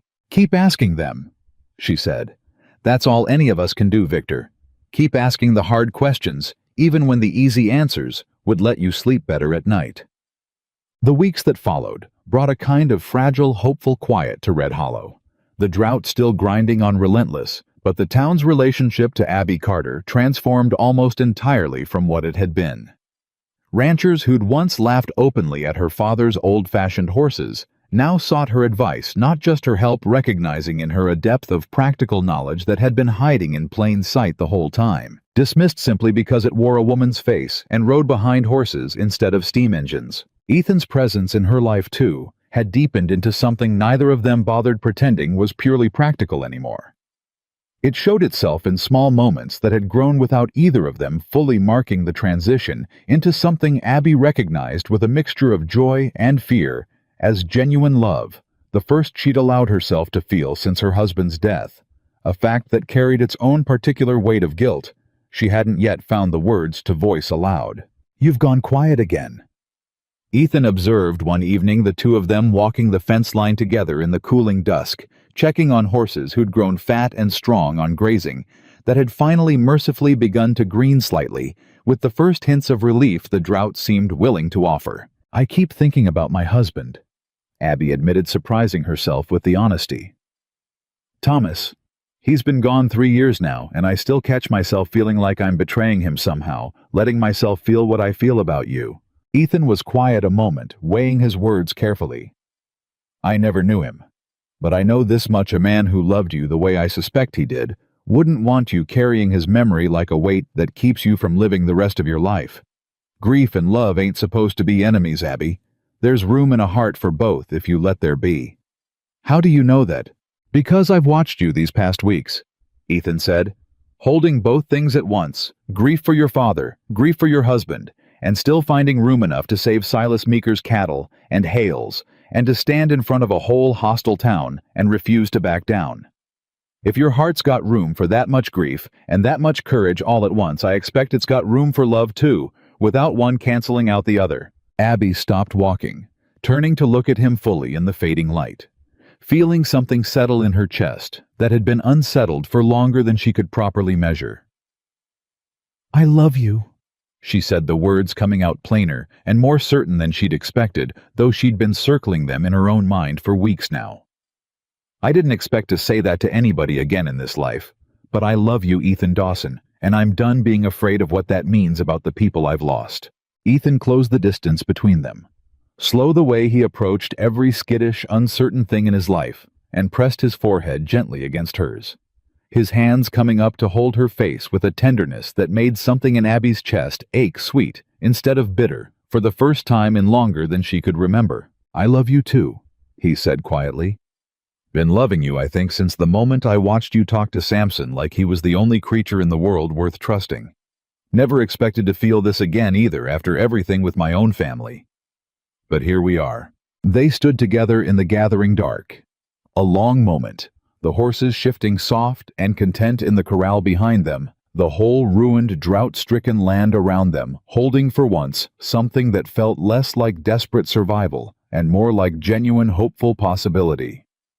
It was 2 weeks after that quiet evening by the fence line that trouble arrived again, though this time it came from a direction that caught Abby entirely off guard.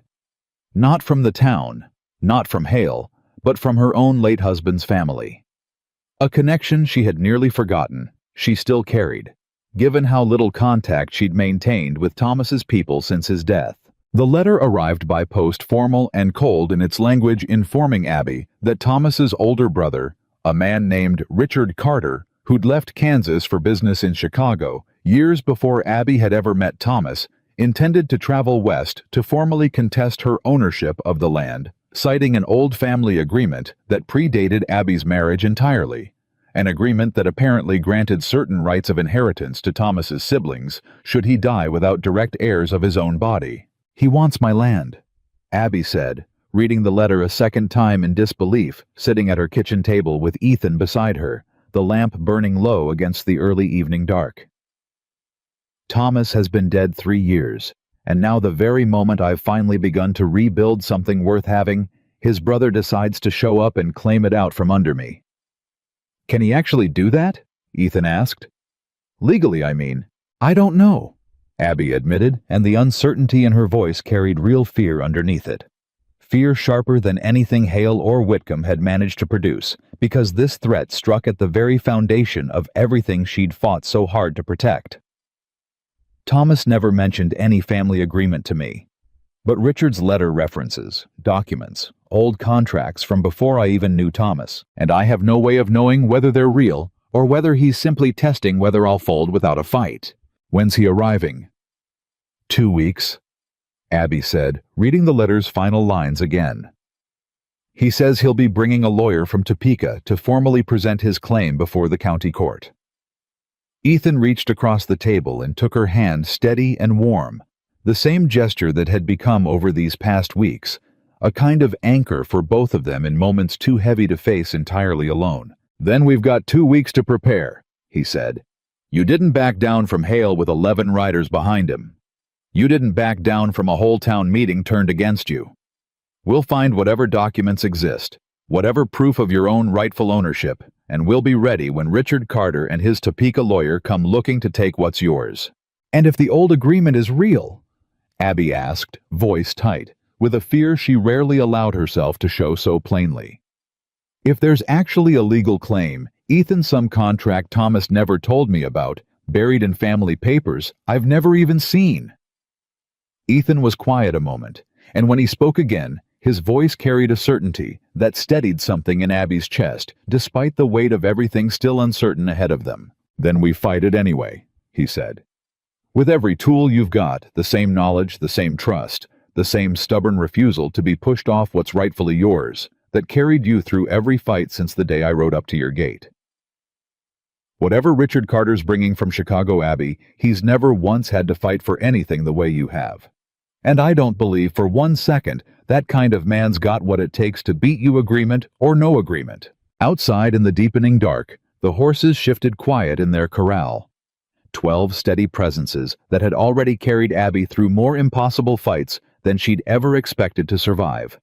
And as she sat there with Ethan's hand in hers, staring down a threat that struck closer to home than anything Victor Hale had ever managed, Abby Carter felt something harden in her chest that had nothing to do with fear at all, and everything to do with the simple, unshakable certainty that she had not fought this hard, lost this much, and found this much only to let some stranger from Chicago take it all away without the fight of his entire life. The 2 weeks that followed passed in a blur of preparation, unlike anything Abby had faced since the drought first began, and she threw herself into it with the same relentless focus she'd brought to every crisis before, because she understood in her bones that this fight was different from all the others.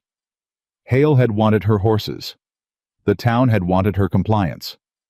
But Richard Carter wanted her home, the very ground beneath her feet. The last physical piece of everything she'd built with Thomas before fever took him, and everything she'd rebuilt alone, and then with Ethan in the years since. We need to find your father-in-law's original papers, Ethan said the morning after the letter arrived, both of them already awake, before sunrise, coffee going cold on the table between them. If there was ever a family agreement about inheritance, it would have been drawn up when Thomas's father was still alive, back before he passed the land to Thomas outright. Thomas kept a strong box, Abby said slowly, memory stirring. In the loft of the old barn, the one we don't use anymore since we built the new one. I never had reason to go through it after he died. Couldn't bear to, if I'm honest. Then it's time, Ethan said gently. Whatever's in there, Abby, it's better we know now than let Richard's lawyer be the one to tell us what it says. They climbed to the loft together that same morning, dust thick in the still air, sunlight slanting through gaps in the old boards in long golden shafts that caught the disturbed dust like something suspended in time. The strongbox sat exactly where Abby remembered, beneath a stack of old horse blankets that hadn't been touched in years, and her hands shook slightly as she worked the rusted latch, some part of her still bracing against the fresh grief of touching something so intimately tied to Thomas's memory. Inside, beneath a layer of old letters and a single faded photograph of Thomas as a boy standing beside his father, They found the document yellowed, formal, dated some 15 years, before Abby had ever met Thomas at all, laying out in careful legal language an agreement between Thomas's father and his 3 children regarding the disposition of the family land in the event any of them died without direct heirs. "Here," Ethan said, running his finger down the faded text, his brow furrowed with concentration. "It says, the land passes to surviving siblings should the inheriting child die without children of his own body. Abby, did you and Thomas ever have children?" "No," Abby said quietly, an old grief surfacing sharp and sudden. "We tried. It never happened for us before the fever took him." "Then this document does exist." Ethan said, his voice careful, and it might genuinely support Richard's claim. Abby sat back on her heels in the dusty loft, feeling the weight of it settle over her like something physical, a threat that had seemed abstract and distant, now revealing sharp legal teeth. "So he could actually take it. Everything I've built these past 3 years, everything I fought hail for, everything I've rebuilt with you gone because of a piece of paper drawn up before I ever set foot on this land." "Not necessarily," Ethan said, and something careful and thoughtful had entered his voice, the tone of a man working through a puzzle rather than accepting defeat. "Keep reading.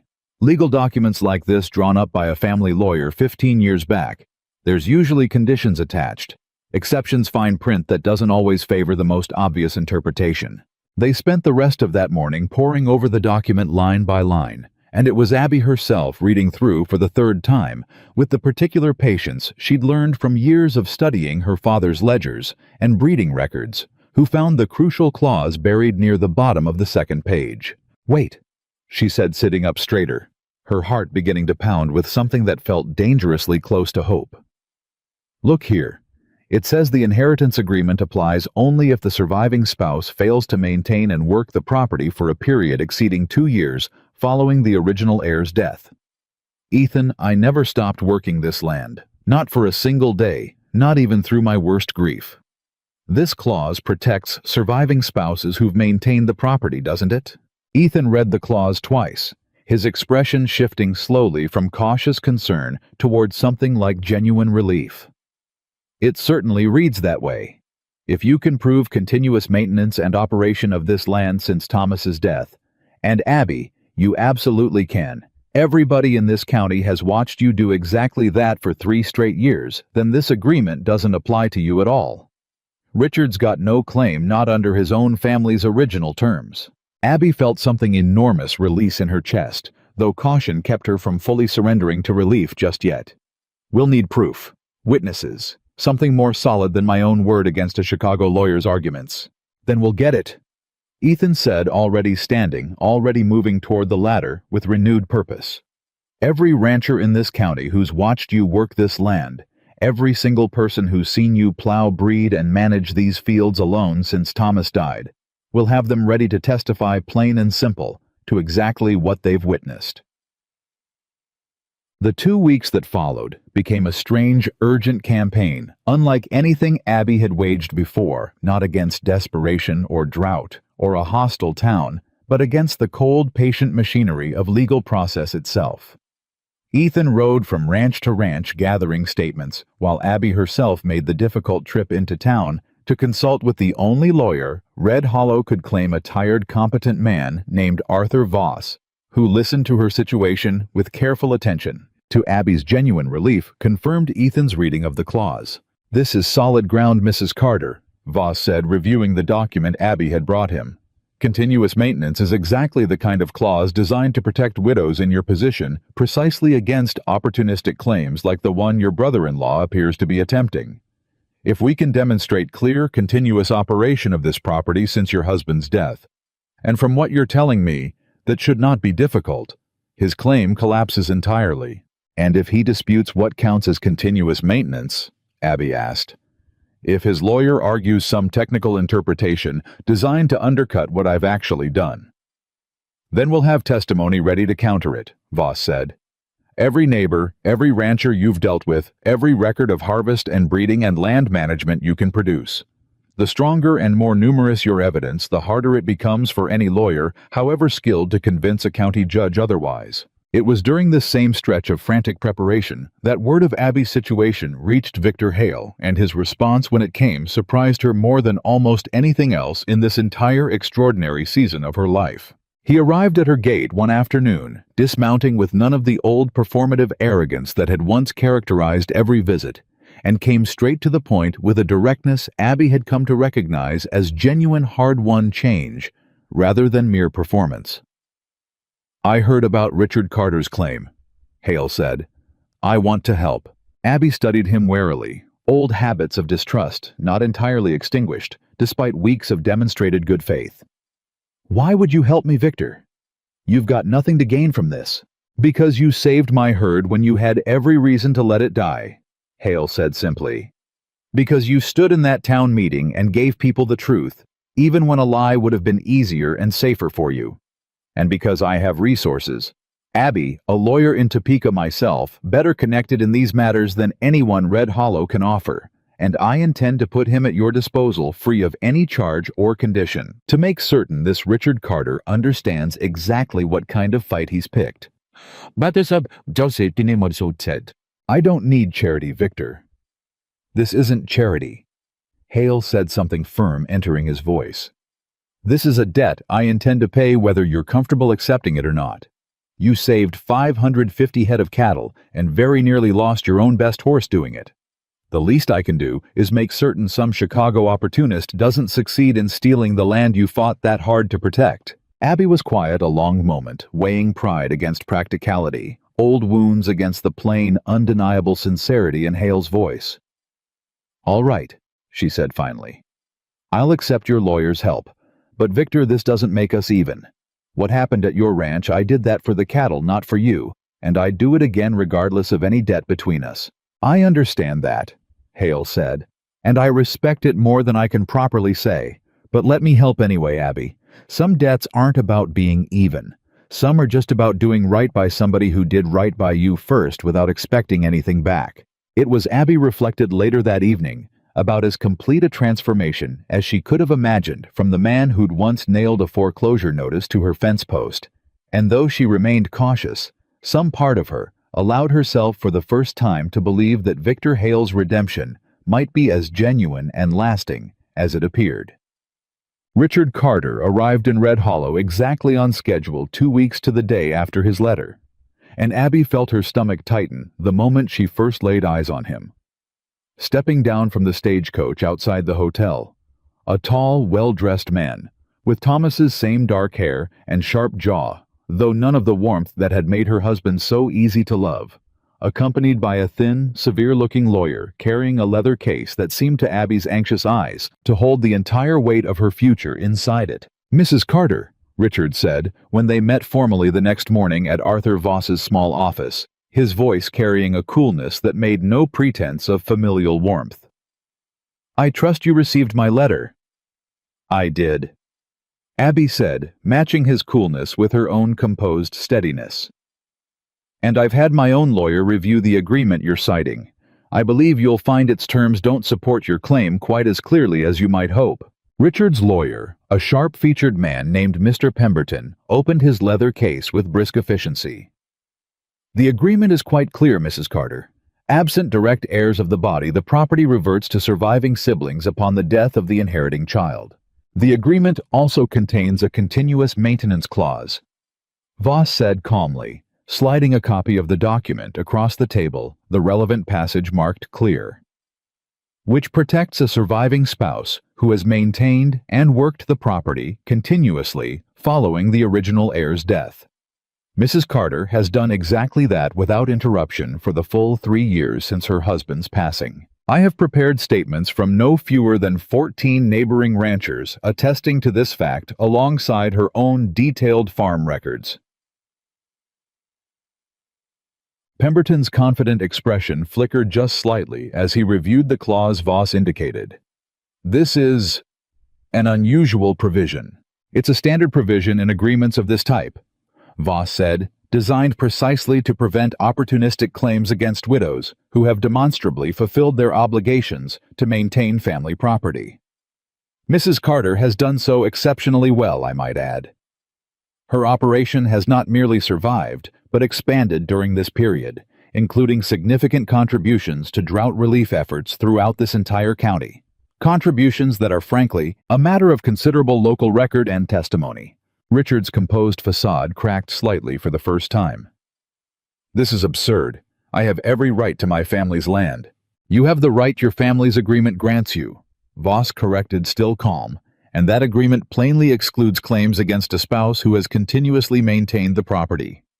Unless you can demonstrate that Mrs. Carter abandoned or neglected this land at any point during the past 3 years, which I would strongly advise against attempting given the volume and quality of testimony available to counter such a claim, your case has no legal foundation. Richard turned his sharp gaze toward Abby, something calculating and unpleasant surfacing behind his composed exterior. You've clearly prepared well for this meeting, Mrs. Carter, more thoroughly than I expected. I've had considerable practice these past months, Abby said, defending what's mine against people who assumed I'd fold without a fight. I'd have thought Thomas's own brother might know better than to make that same mistake. Something flickered across Richard's face. Not quite shame, but something adjacent to it. A recognition, perhaps, of how thoroughly he'd misjudged the woman his brother had married. I need time to review this further, he said, finally gathering himself with visible effort. Mr. Pemberton and I will consult and return with our position. Take whatever time you need, Abby said. But Richard, before you go, I want you to know something. I loved your brother. I grieved him same as you did, maybe more, given I was the one who held his hand when the fever finally took him. I've spent 3 years working this land not because some legal clause required it, but because it was the last piece of him I had left to protect. If you'd simply asked me for help for a share of profits for anything reasonable, I'd have found a way to give it out of respect for Thomas's memory, if nothing else. Instead, you came here trying to take everything, and now you're finding out that this land and the people who've come to depend on it aren't nearly as easy to strip away as you assumed. The meeting broke up shortly after Richard and his lawyer retreating to consult privately, and Abby walked out into the bright, harsh Kansas sunlight, feeling drained in a way that had nothing to do with physical exertion, and everything to do with the particular exhaustion of defending herself against her own husband's family. 2 days passed in tense, uncertain quiet. Abby, moving through her daily work with half her attention always braced for whatever news might arrive from town. It was Ethan who finally brought word, riding hard up the drive late one afternoon, with an expression she couldn't immediately read. Richard's dropped the claim, he said, dismounting fast, clearly having ridden the whole way at speed. Voss just told me himself.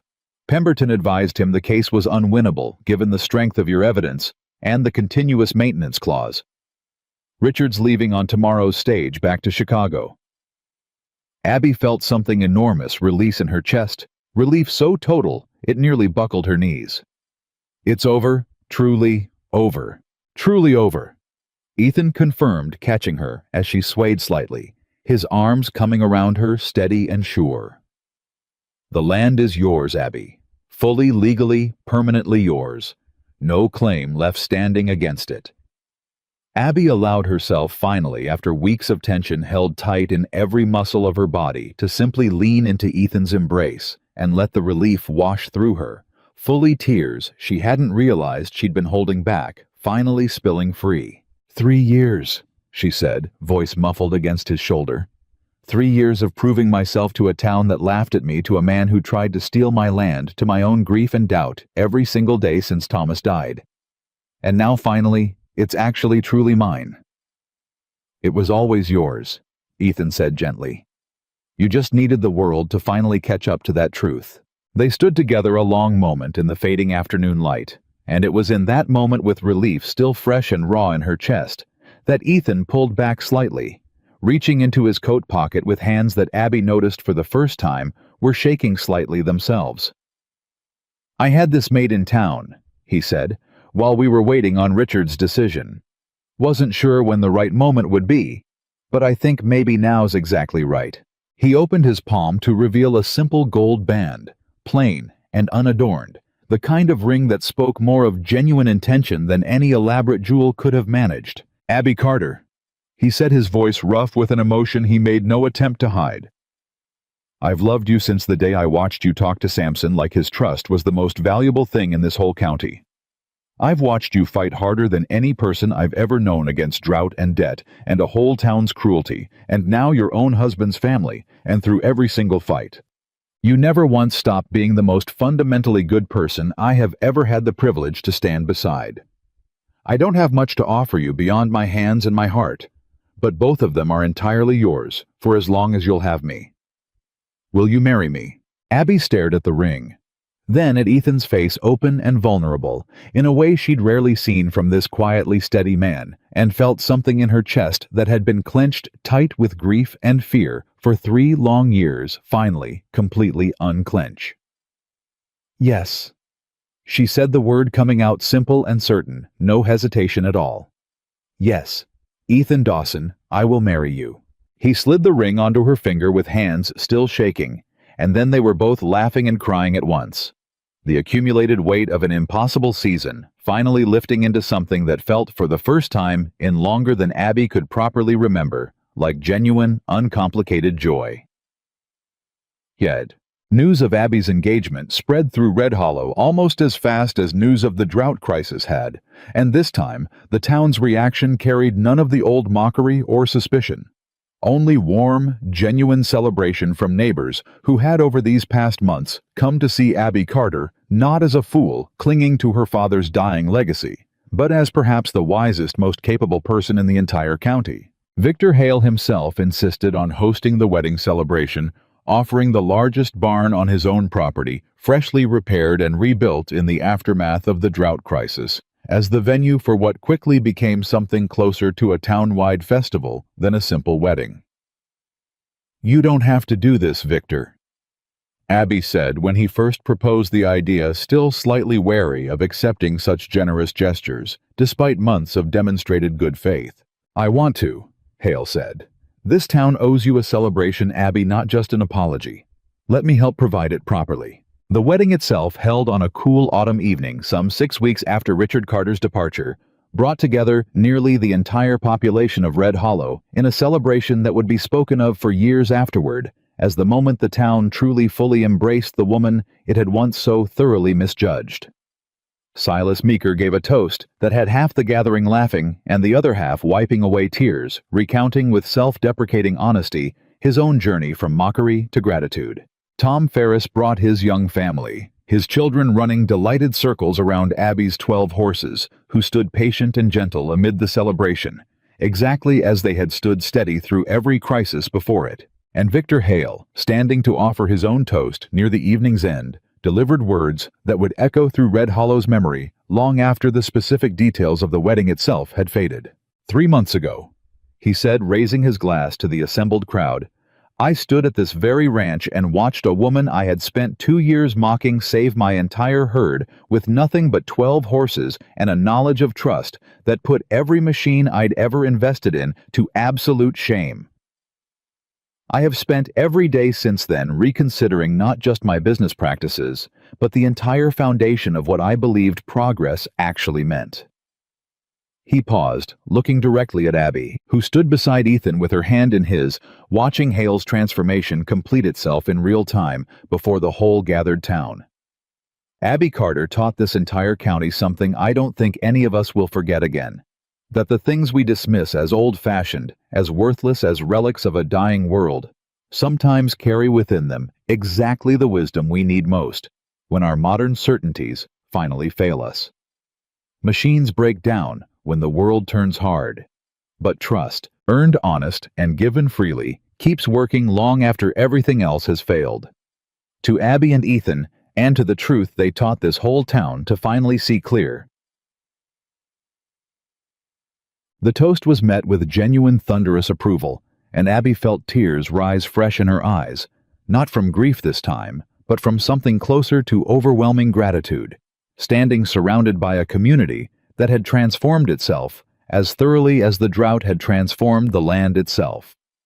In the months that followed, Red Hollow itself began a slow, genuine transformation that extended far beyond Abby's own personal victory.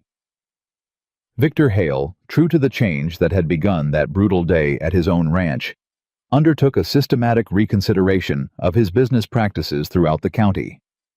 He renegotiated debts with a dozen struggling ranchers on fair, humane terms, releasing several families from arrangements that had for years kept them functionally trapped in cycles of debt they could never fully escape. He established, with Abby's direct input, a cooperative breeding program using her father's bloodlines, ensuring that working horses remained available and affordable to ranchers throughout the county, a hedge against future drought that no single steam-powered system could ever fully replace. I used to think progress meant leaving the old ways entirely behind. Hale told Abby one afternoon, the two of them walking the fence line of what had become, through slow and careful collaboration, a genuinely cooperative venture between her horses and his resources. Now I understand progress means knowing which old ways still work, and having the humility to keep them alongside whatever new ways come along, instead of discarding them out of pure foolish pride. "That's about as wise as I've ever heard you sound, Victor," Abby said, and meant it. The families Hale had once pushed toward foreclosure through aggressive debt collection began one by one to reclaim stability and even modest prosperity, the whole county slowly emerging from the drought's brutal grip, not through any single miraculous solution, but through the patient, collaborative rebuilding of trust between neighbors who had once been divided by fear, pride, and the false promise that machines alone could solve every problem a hard world might present. Abby and Ethan settled into married life with the same steady, practical partnership that had carried them through every crisis before, it expanding their breeding operation. Gradually careful, never to overextend the horses who had already given so much, welcoming a new foal into their growing herd that spring. A healthy colt they named simply Hope, born from Samson's own bloodline, carrying forward the legacy that had begun with Abby's father decades before. "He's going to be something special," Ethan said one evening, the two of them watching the young colt take his first wobbling, determined steps in the corral, Samson standing protective and watchful nearby. "He already is," Abby said, leaning into her husband's shoulder, feeling the particular piece of a life finally settled into something genuinely good after years of grief and fight and desperate uncertainty. Same as his namesake. Sometimes the smallest, most uncertain things carry the most important promises. It was nearly a year to the day after Victor Hale had first nailed that foreclosure notice to her fence post that Abby Carter stood once more at that same spot, though everything about the moment had transformed so completely it was almost impossible to recognize it as the same place. The fence itself had been rebuilt sturdy and well-maintained.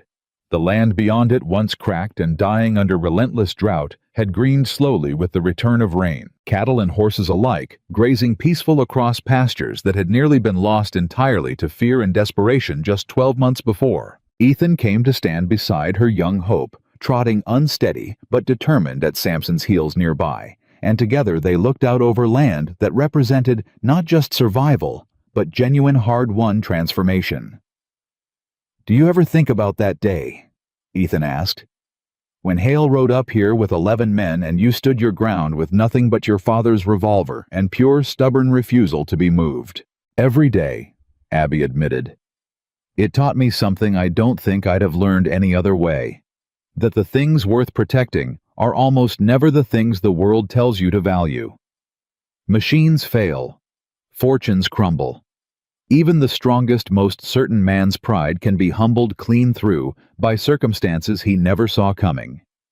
But trust, once you've earned it honest and given it freely, keeps carrying you forward long after everything else has given out. Your father knew that," Ethan said, "long before any of us caught up to it."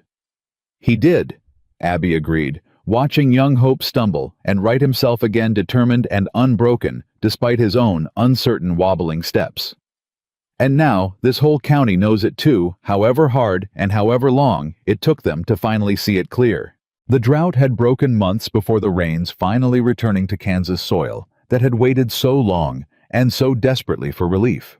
But Abby understood, standing there with her husband beside her, and her father's legacy thriving strong in the pasture beyond, that the true transformation Red Hollow had undergone ran far deeper than any single season's rainfall could measure. A whole town had learned through fire and drought and desperate crisis that the woman they had once mocked as a fool clinging to a dying world had in fact been holding on to the one truth that mattered most all along.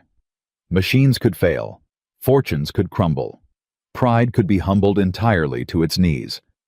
But a good horse earned trust honest and given freely would keep walking forward through every storm the world could offer, carrying with it not just the weight of water barrels and desperate cargo, but the deeper, more essential truth that had built Abby Carter's entire life and would carry it forward unbroken for every year still to come. Trust earned and given freely does not fail when the world turns hard. It is the only thing that never does.